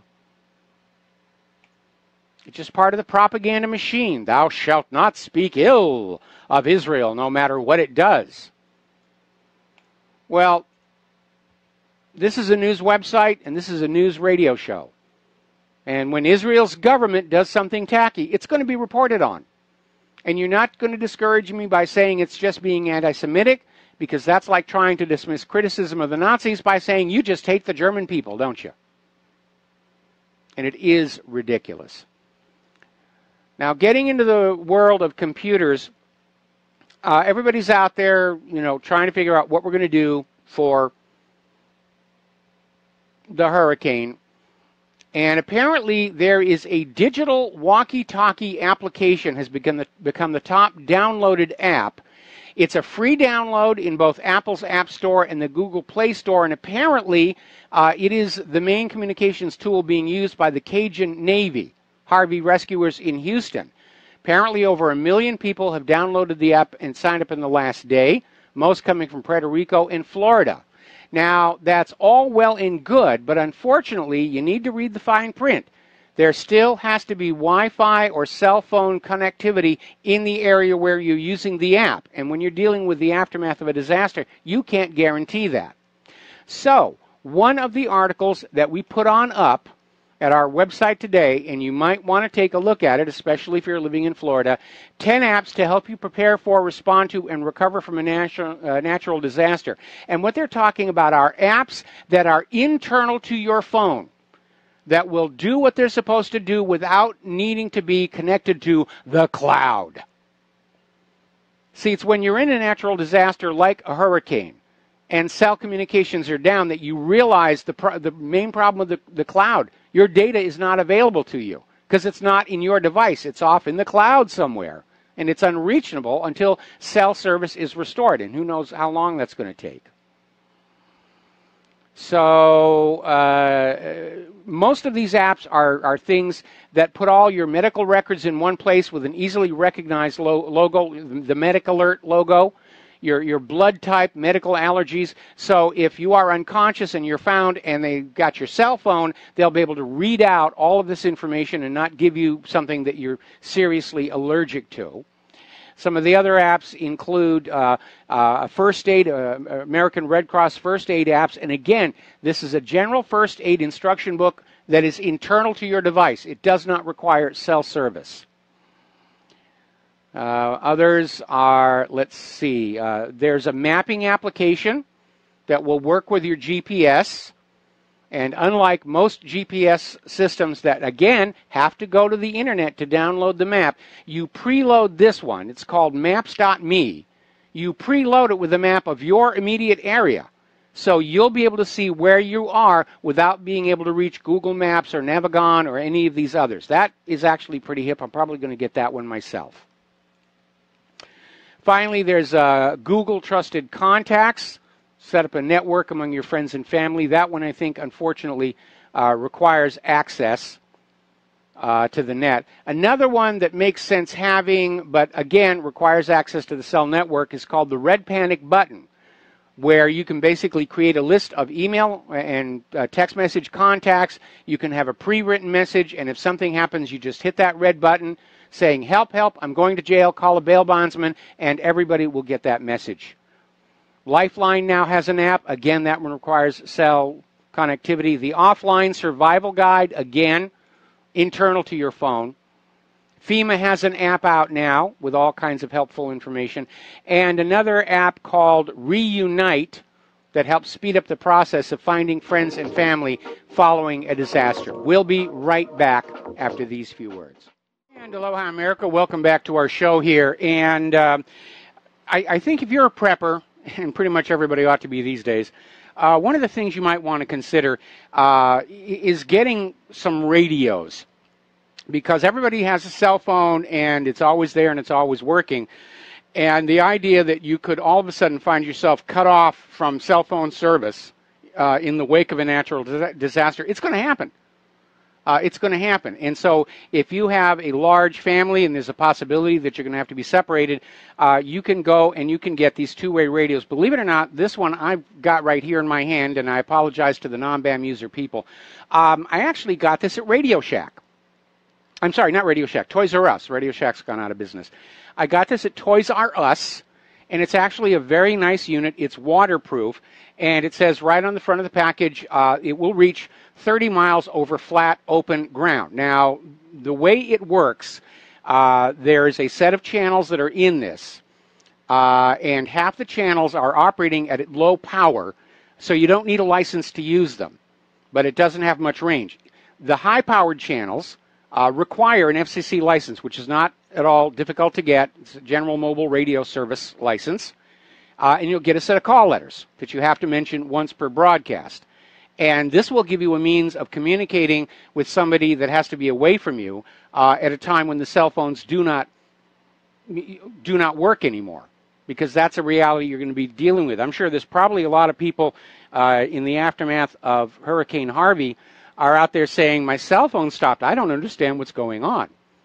But you have to basically be prepared to be off the grid in the wake of a disaster like this. Now, speaking of disaster, getting on back here, apparently the Miami beach is now being ordered evacuated. Everybody, Miami Beach, Miami itself, they're starting to call for evacuations in certain parts of Georgia. And so I'm glad they're taking it seriously. And they're calling for the evacuations early enough where they're not going to jam up the highways, and people can just basically drive on and find family or friends they can stay with for the few days. And we all have to pull together on this. And that's been one of the really wonderful things to see happen. Yes, there have been the looters and other scum of the earth who are trying to take advantage of this by selling cases of water for $100 plus delivery fee. But overall, what we're seeing in this adversity, Harvey and now Irma, is the American people coming together as a single American people without regard to skin color, gender, orientation, politics, religion, whatever. It's just people helping people, and it totally undermines that agenda being pushed by Antifa and Black Lives Matter, that there's a race hate crisis in America, and we've got to do something about it. No, we don't. We don't need to do anything about it. It's a hoax, just like global warming. What we've got is the United States, what we've got are natural disasters, and what we've got ultimately is each other to get through it. Got to take a break for station identification. When we come on back, we got somebody on the phones waiting to talk. And aloha, America. Welcome back to our show. Hour number 3. The phone lines are open, 800-313-9443, and we are going to go to the telephones. Lynn in Florida, aloha. Welcome to the show. What's on your mind?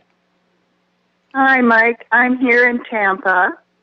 A little bit tense right now. Yes. But the Governor Scott has ordered free Wi-Fi throughout the state. Well, that's a good thing for him to do as long as the infrastructure supporting it remains intact. Now, absolutely. Yeah, that's the issue. I mean, there has to be electricity pumping in to all those routers and line amplifiers. So it's great that he's ordering the free Wi-Fi. I think that's a very good thing to do. The question is, will the physical infrastructure survive the onslaught of the storm? And I would say probably along that eastern shore of Florida, the answer is going to be no. Yeah. I don't know what force winds those cell towers are designed to withstand. We could see a lot of those things come down. Right. But at least he's showing good faith. Yeah, it's a good idea. There's no question about that. Okay, that's it. All right, well, thank you very much. We're going to switch over to Sherry in Texas. Aloha, welcome to the show. What's on your mind? Mike. Hi, Mike. Yeah, regarding police brutality, I was going to kind of just file this thought here, and but it's coming up again. You're asking the same question, and I'm going to try to get through it, okay? Would it be possible... Now, and let me say first, Lady Claire helped me see something, because she said about a young man with schizophrenia and how he had been unfairly taken advantage of because he had this altered mental state. Yes. Due to his impairment. Okay, well, this is kind of the same thing. There was something, I have a way of, when I want to see something more clearly, I draw pictures. That's how come I came up with Trump looking like a whale all the time and everything. Okay, I won't go into that anymore, but let me just say this. Would it be possible that psychotropic drugs affect a person's mental state, okay, and they put a brain in an altered state? Yes. Now, what I was going to say before is hypnosis by itself doesn't alter a person's better judgment, but from this altered state, would it be possible to control a mind and have it respond to a trigger? Now, trigger's the key word here, because I had drawn a picture of someone can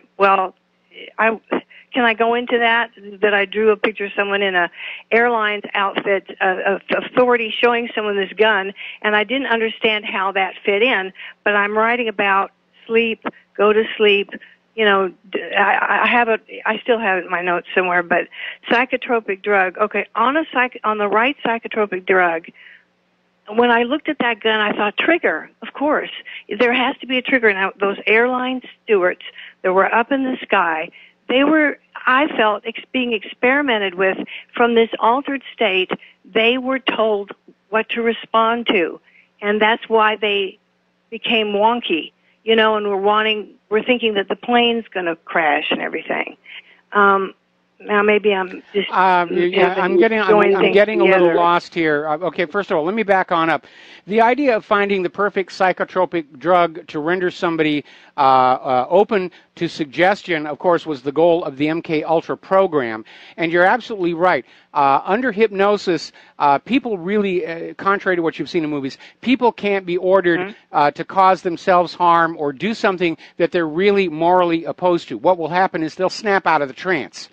Okay, and that's as far as it goes. Yeah, that's right. Okay, but MK Ultra, was trying to find a combination of drugs and other stimulants, and they were using a lot of LSD. They had this bondage parlor out in San Francisco where they were just had all these hookers that they'd recruited to work for the CIA, just drugging these men and doing all kinds of weird sex with them to try and see if they could get them into a state of total pliancy, where they would just spill any secret that they had, or they could be implanted with a suggestion like a Manchurian candidate. So far, it's never actually been documented to work. They've thrown a huge amount of money at it. When you talk about people in authority getting brutal, it's probably better to ignore psychotropic drugs and go back and look at the Stanford prison experiment, which showed that when you have a group of people and you divide them into authority figure versus subjugated population, the authority figures tend to evolve toward more brutality, and the subjugated segment tend to evolve toward more meekness and submissiveness. And it seems to be something built into our human nature.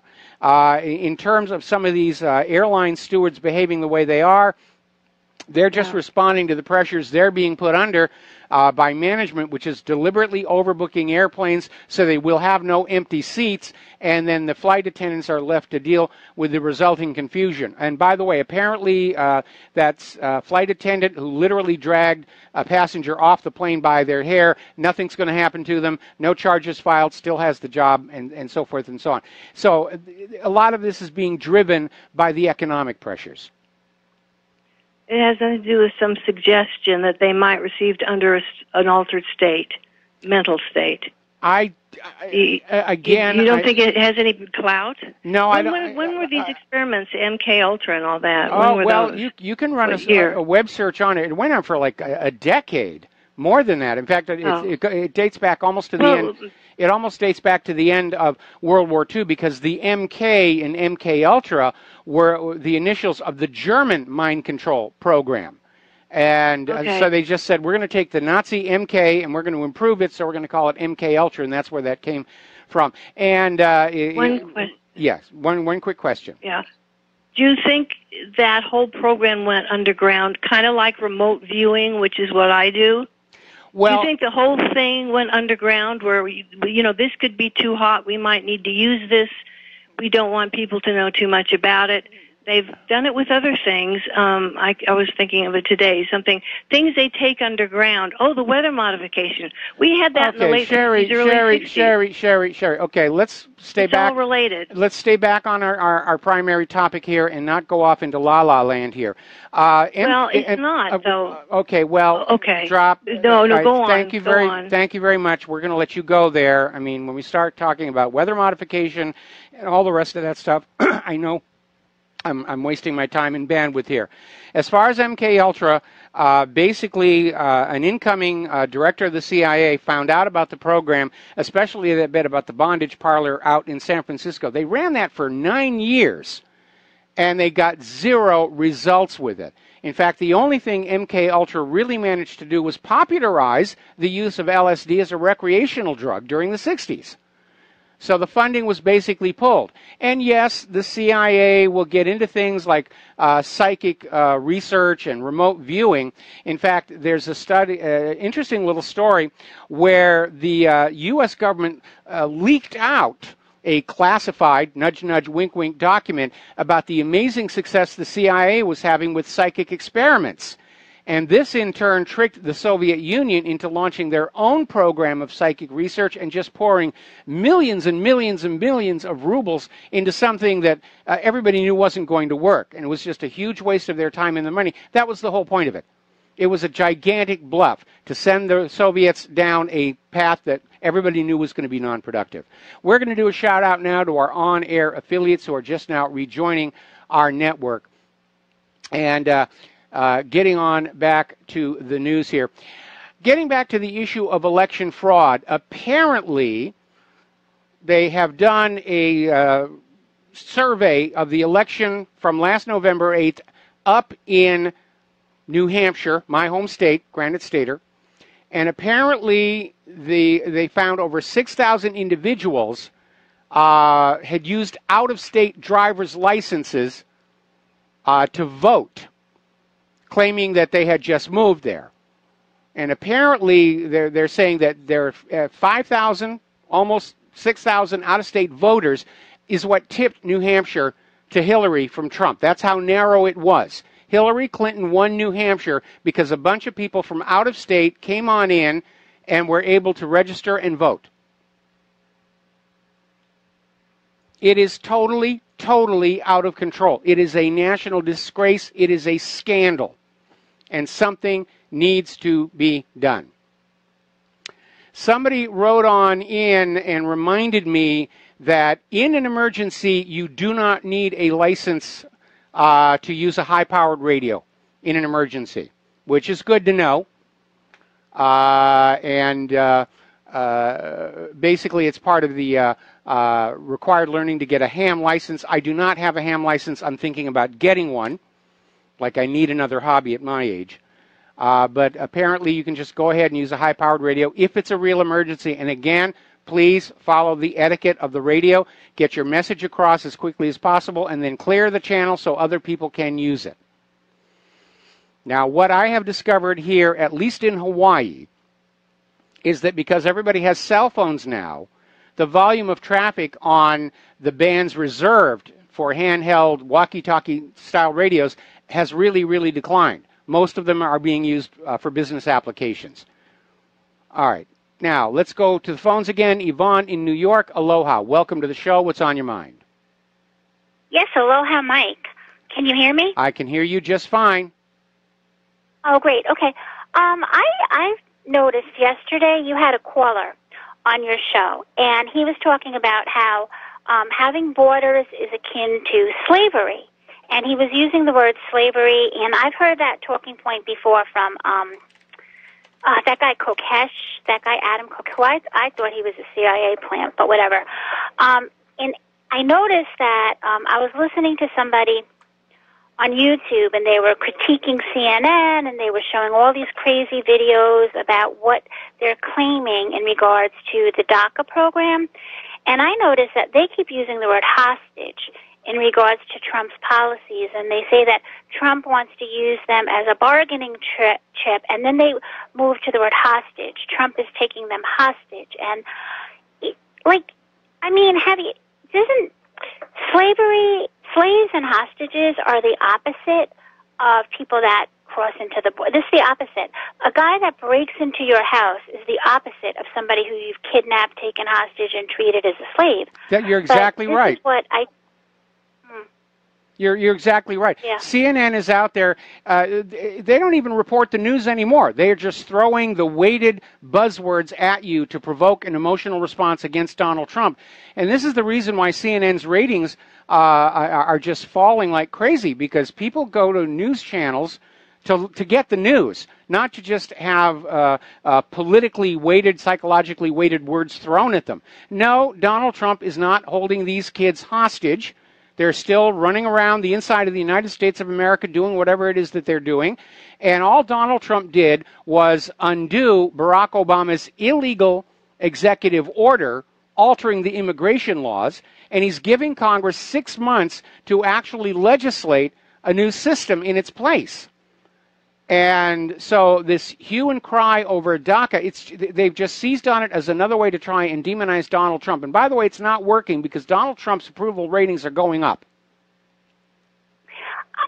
I think they're going up too. I notice people from social media or on Facebook, people I think are more honest for some reason when they're behind, a keyboard. And they seem to not be criticizing him, the leftist friends that I have. But I don't know if it's because I'm a woman or what, but I'm listening to CNN. It's literally, they're scaring me because I keep thinking of Winston, when they just grabbed him and they were torturing him. And I'm like, oh, my God, you're that crazy. Like, it's scary, but it's good to know that his approval ratings are going up. Well, again, that's the job of the corporate media, to just wave these imaginary hobgoblins at you to scare you into doing what the government or some corporation wants you to do. But it's not working anymore in the age of the internet and the independent media. They've lost the monopoly on what people know. They're no longer firmly in control of what Americans are thinking. And especially after that debacle over Saddam's nuclear weapons, the American people are now very skeptical. And that's a good quality to have in this day and age. A skeptical people are a free people. Those who believe in what they're told, those are the slaves. Right. That's right.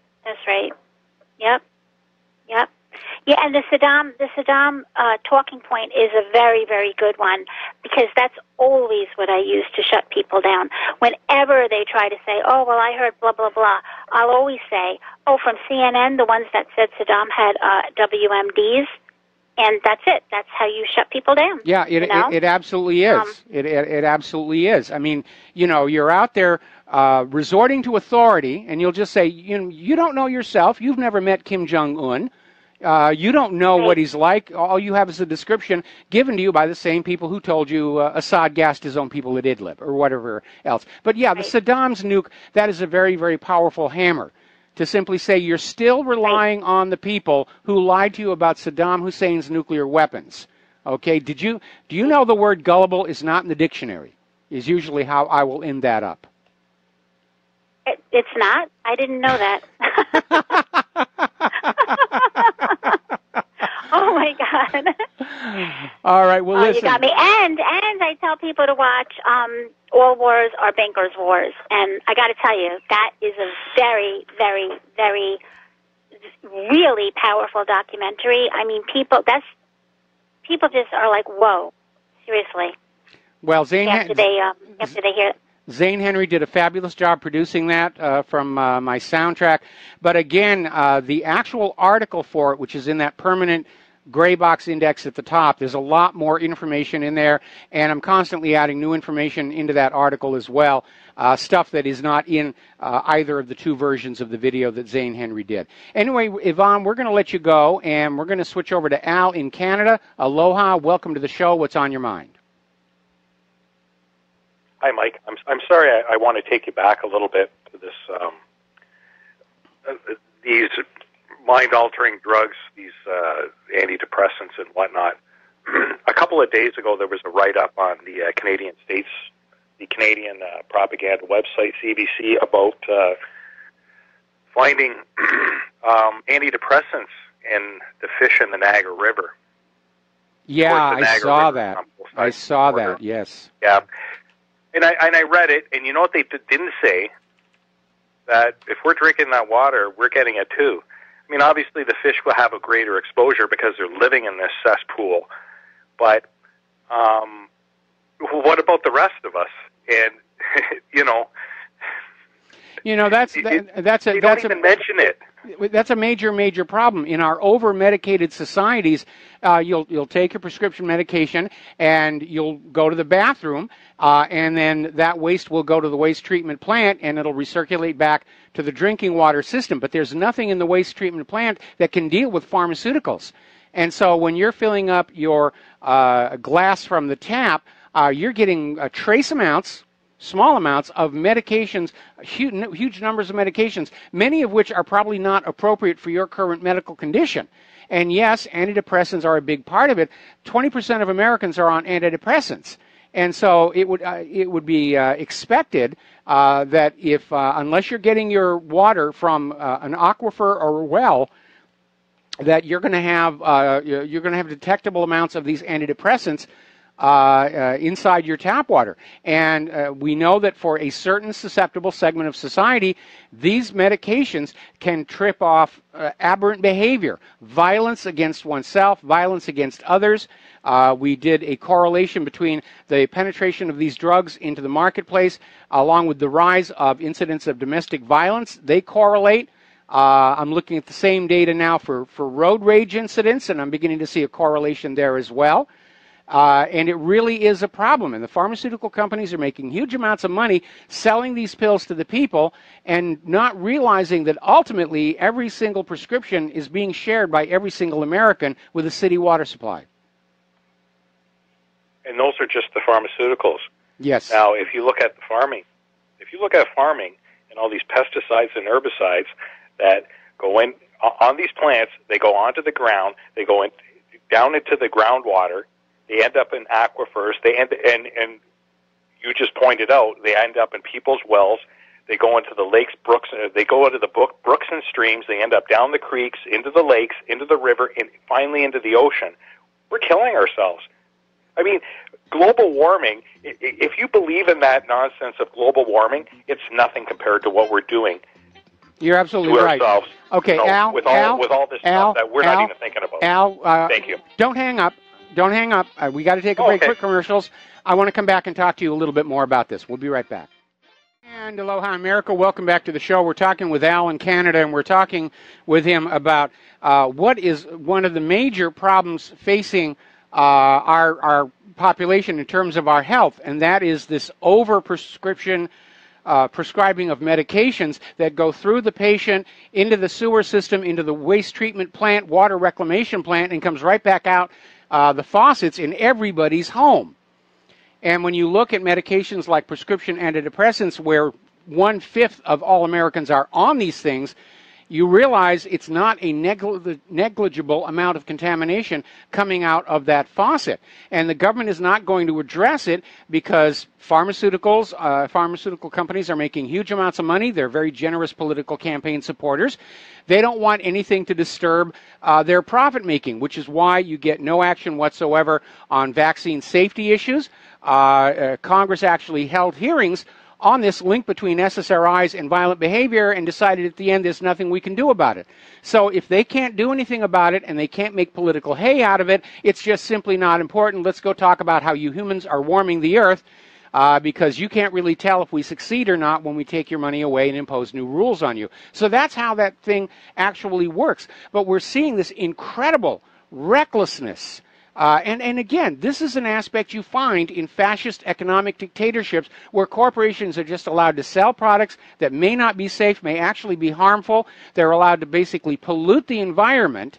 And yes, with the pharmaceuticals, it's an indirect pollution, but it's still happening. And you don't see any of the environmentalists talking about it.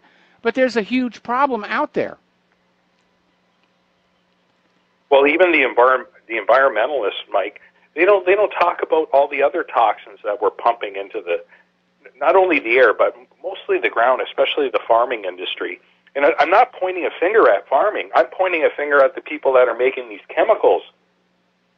And on top of that, in Canada, especially right around where I live, there's like an effort for the government to get us on this GMO bandwagon when we already know that Monsanto has created, their Frankenstein corn to be so tough that it's not even edible. It's not even fit for human consumption. And the reason why they have to do that is because they're pushing this glyphosate, the Roundup crapola. And, where does that end up? It ends up in the groundwater. It ends up in the streams. It ends up in the creeks. It ends up in the rivers. It ends up in the lakes. It ends up all the way into the ocean. And it's a probable carcinogen. You wonder why all of these things are happening. Cancer's through the roof. Well, cancer rates have quadrupled. Somebody did a study and basically said that half of all cancers can be directly traced back to some environmental contaminant. And that it's not always the patient's fault that they've come down with cancer. We live in a cancer-causing environment, which is an artifact of our particular political economic system. That's an absolute fact. I've been saying this for years and years, that cancer is environmental. It doesn't matter whether it came from the air or from the water or from the food. We're ingesting everything, every dirty little piece of something that we have manufactured, we are now getting it back. We're taking it in. Of course we are. And we're killing ourselves. Now, all these mummies of the pharaohs and the Peruvian mummies and all these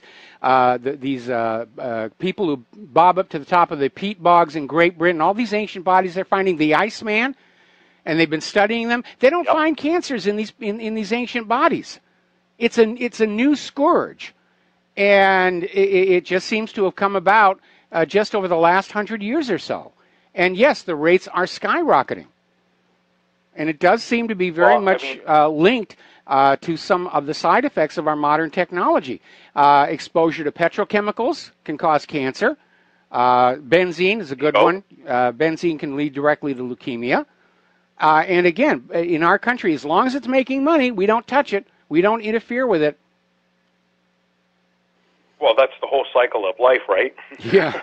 Well, I think Let's just go out and make some cash, and all the poor suckers, pay for it. But the very simple reality is, how long does this stuff take to break down? Does it break down? I think for the glyphosate, it's something like 60 years. But I'm not sure about that. I'll take a look. Anyway, Al, we're going to let you go. Take another break for commercials. Got another caller waiting. Aloha, America. Welcome back to our show here. And I did a little digging during the commercial break here, and it turns out the half-life of glyphosate in soil ranges between just 2 and 197 days. They're saying 47 days is considered a good half-life. After that, half the glyphosate will have decomposed. And apparently soil conditions have a lot to do with it. And I quite by accident stumbled across this article over in San Francisco Gate in their home guides that says basically Roundup is neutralized by water. Basically it says positive ions of iron, magnesium, calciums, and sodiums tie up the glyphosate molecule and render it chemically inactive. And these minerals are available in ordinary tap water. So whatever they put the Roundup in, there's no water in there. So if we're worried about glyphosate getting into the groundwater, once it's in the groundwater, it's going to be inactive, and we're not going to have to worry about it anymore. That's a little bit of good news. My concern is that they're spraying glyphosate on produce to make it last longer in the supermarket. They're spraying it on women's feminine hygiene products. And again, the World Health Organization has declared it a probable carcinogen.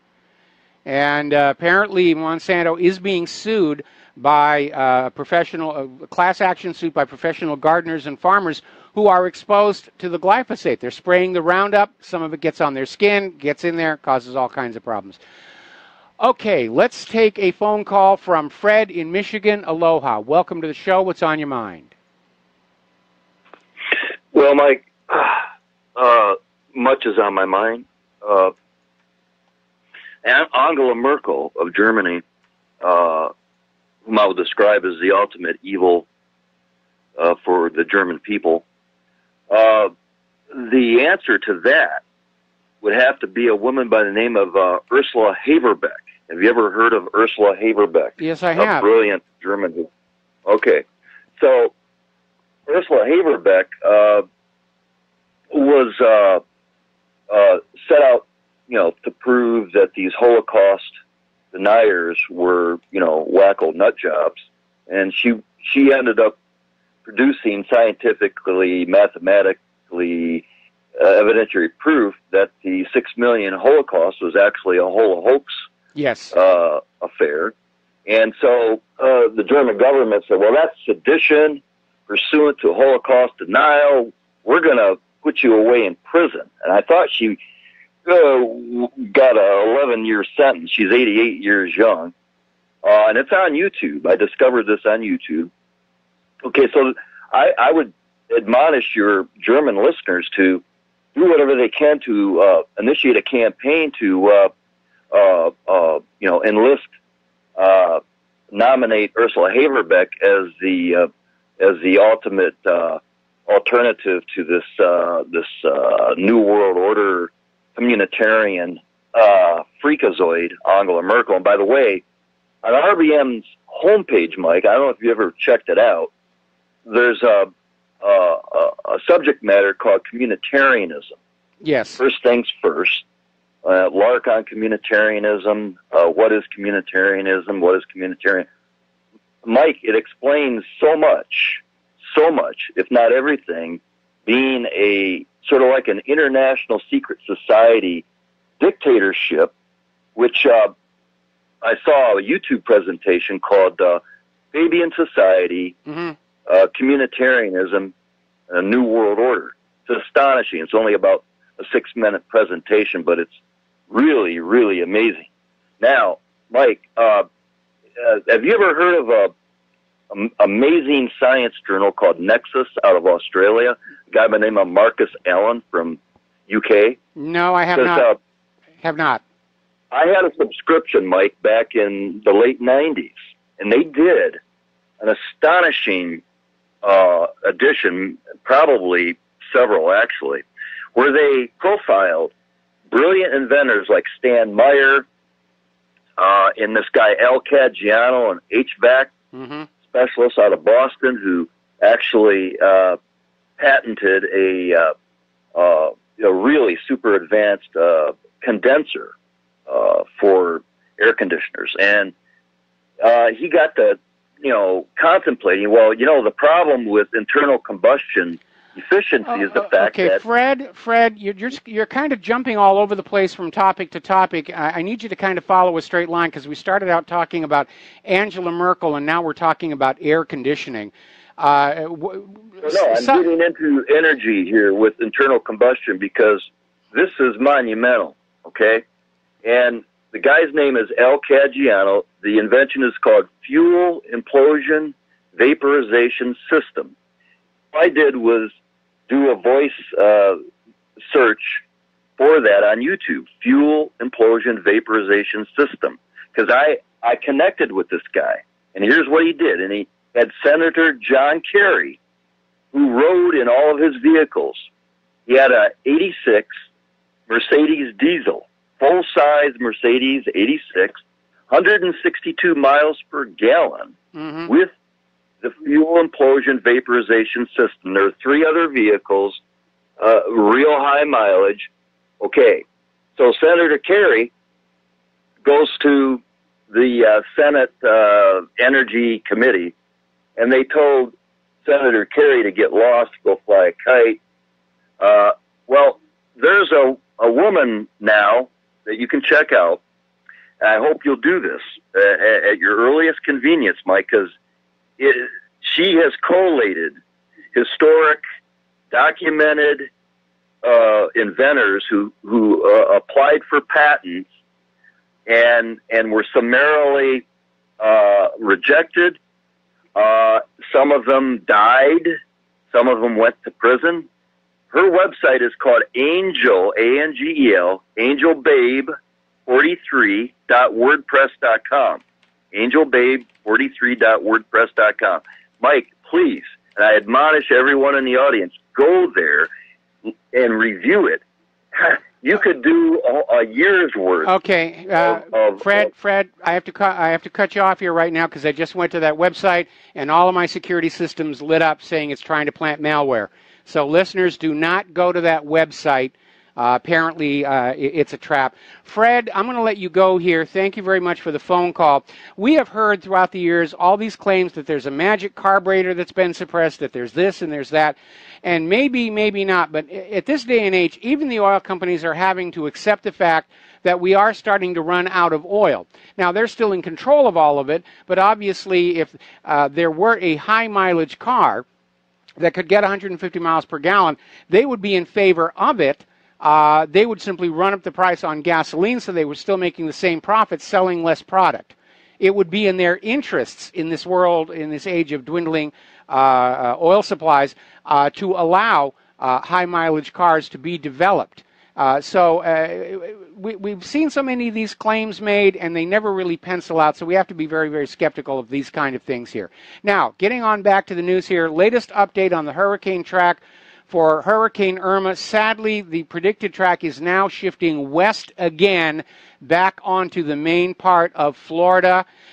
I was holding out hope that it was going to shift a little further east and get the eye of the storm out totally over the ocean, but now the latest track has the eye moving up the eastern part of Florida, but definitely on land. So everybody's, again, if you're in Florida, or for that matter, Georgia, if you're in the path of one of these storms, if you haven't started prepping already, you are already too late. The stores are emptying out of everything. Now, Education Secretary Betsy DeVos announced today that the Department of Education is going to review the Obama-era guidance on campus sexual assault, citing concerns that the current policy denies due process to individuals accused. And already she is under attack by all the feminists and the liberals. How can you do that? You're going to trigger a new rape crisis. I remember back in the 1990s when they were pushing the militant feminist agenda on us all, where they were trying to redefine sexual assault down to such things as trying to hold a woman's hand without her permission. And the benefit of the doubt was always given to the women, and a lot of innocent men were sent to jail for crimes they never actually committed. And so, yeah, due process is what protects people from vindictive or simply hallucinatory accusers. And you can't take that away.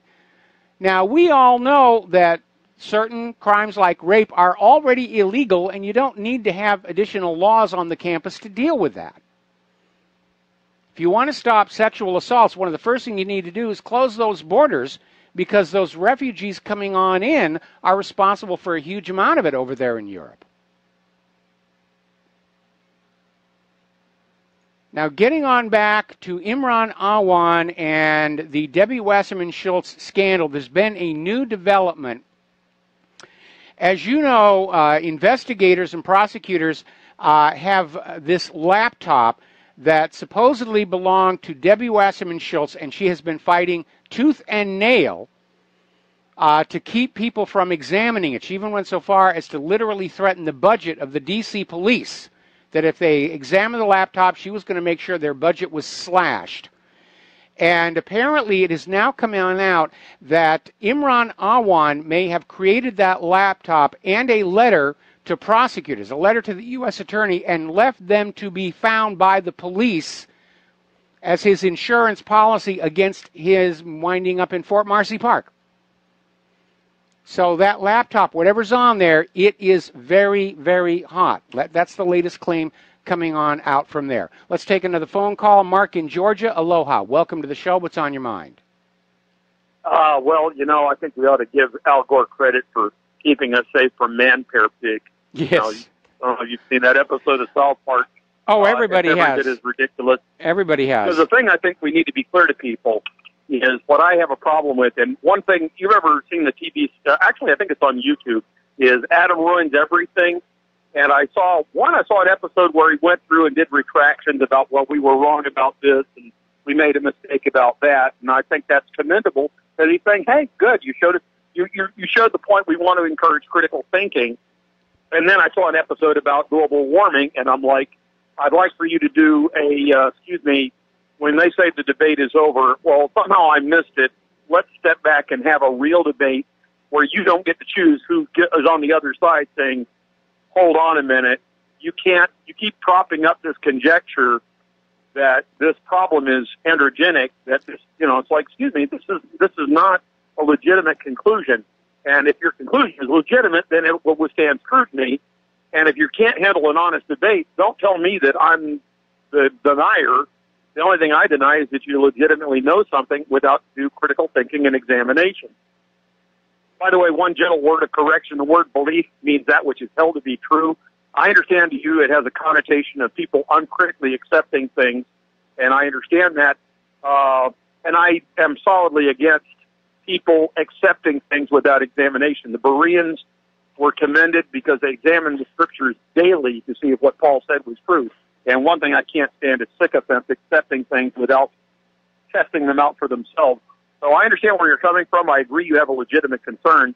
But our concern is this global warming thing is just as fraudulent as the so-called war on terror, where we're bombing the crap out of countries that we're doing nothing to threaten or harm us.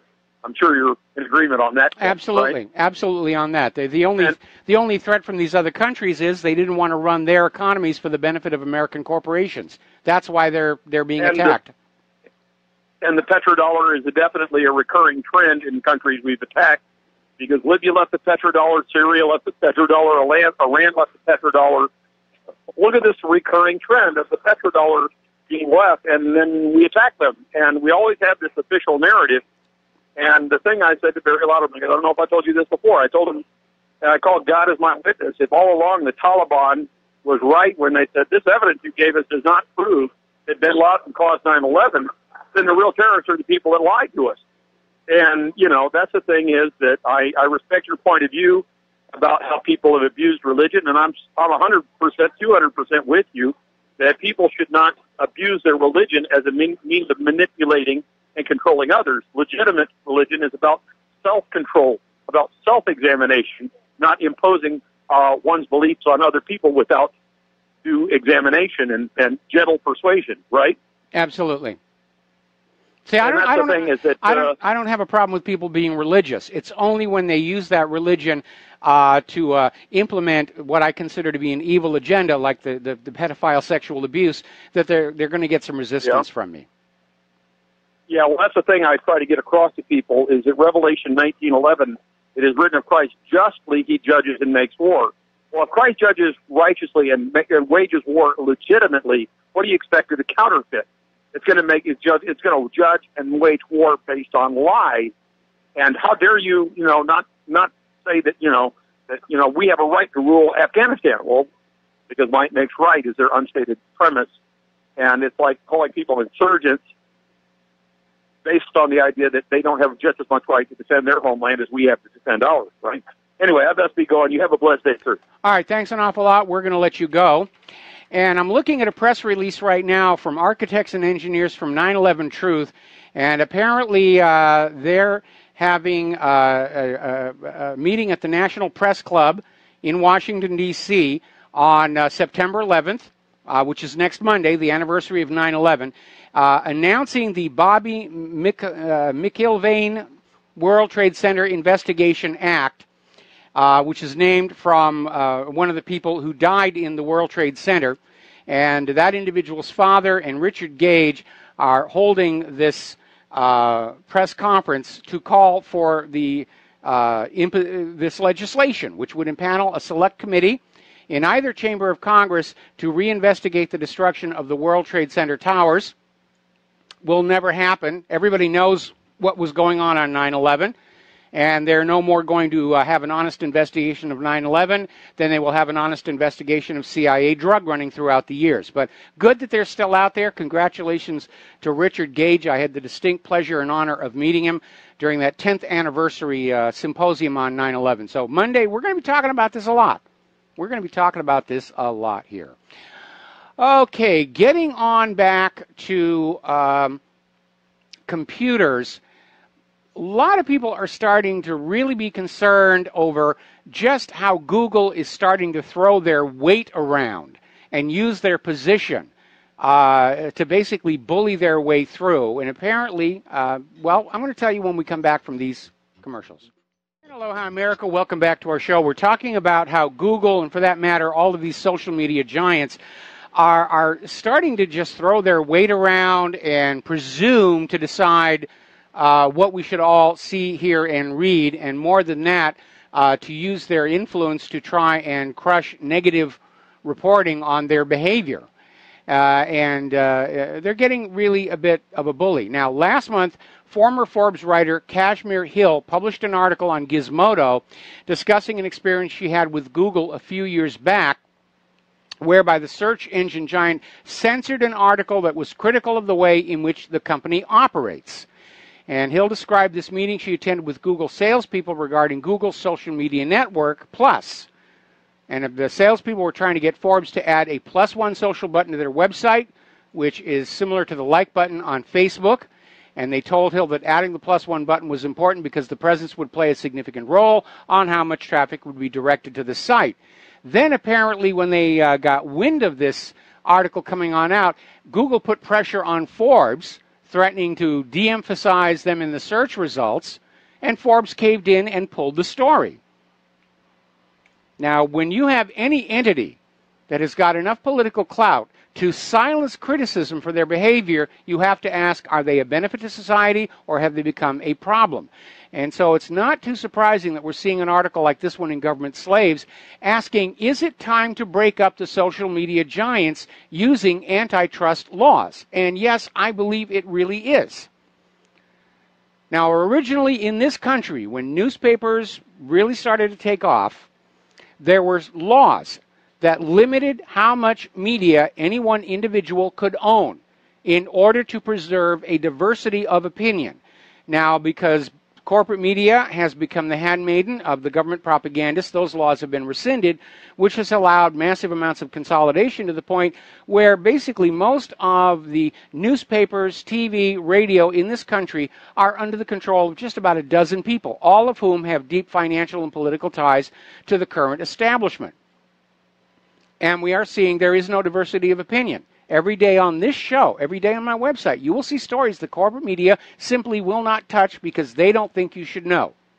And now we're seeing the social media giants, Google, Facebook, YouTube, so forth, behaving exactly the same way. We need to break up the social media giants. We need to break up the corporate media to get back to a preservation of a diversity of opinion so that everybody can read several different versions of the same news story and decide for themselves what makes sense. Thomas Jefferson once said, the highest duty of every American citizen is to keep themselves fully informed so that they can make good choices. But if all you do is watch TV news, you're not fully informed. You're propagandized. You're not fully informed because these corporate TV news shows are a gigantic lie. They're telling you that you're informed, but they're not informing you. They're telling you only what they think will get you to decide of your own free will what they want you to think.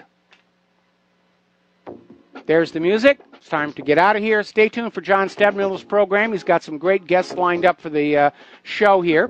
Please take what you learn on this radio show, what you learn from the website, share them with everybody that you know. We'll be back here tomorrow on the Republic Broadcasting Network. Aloha, America.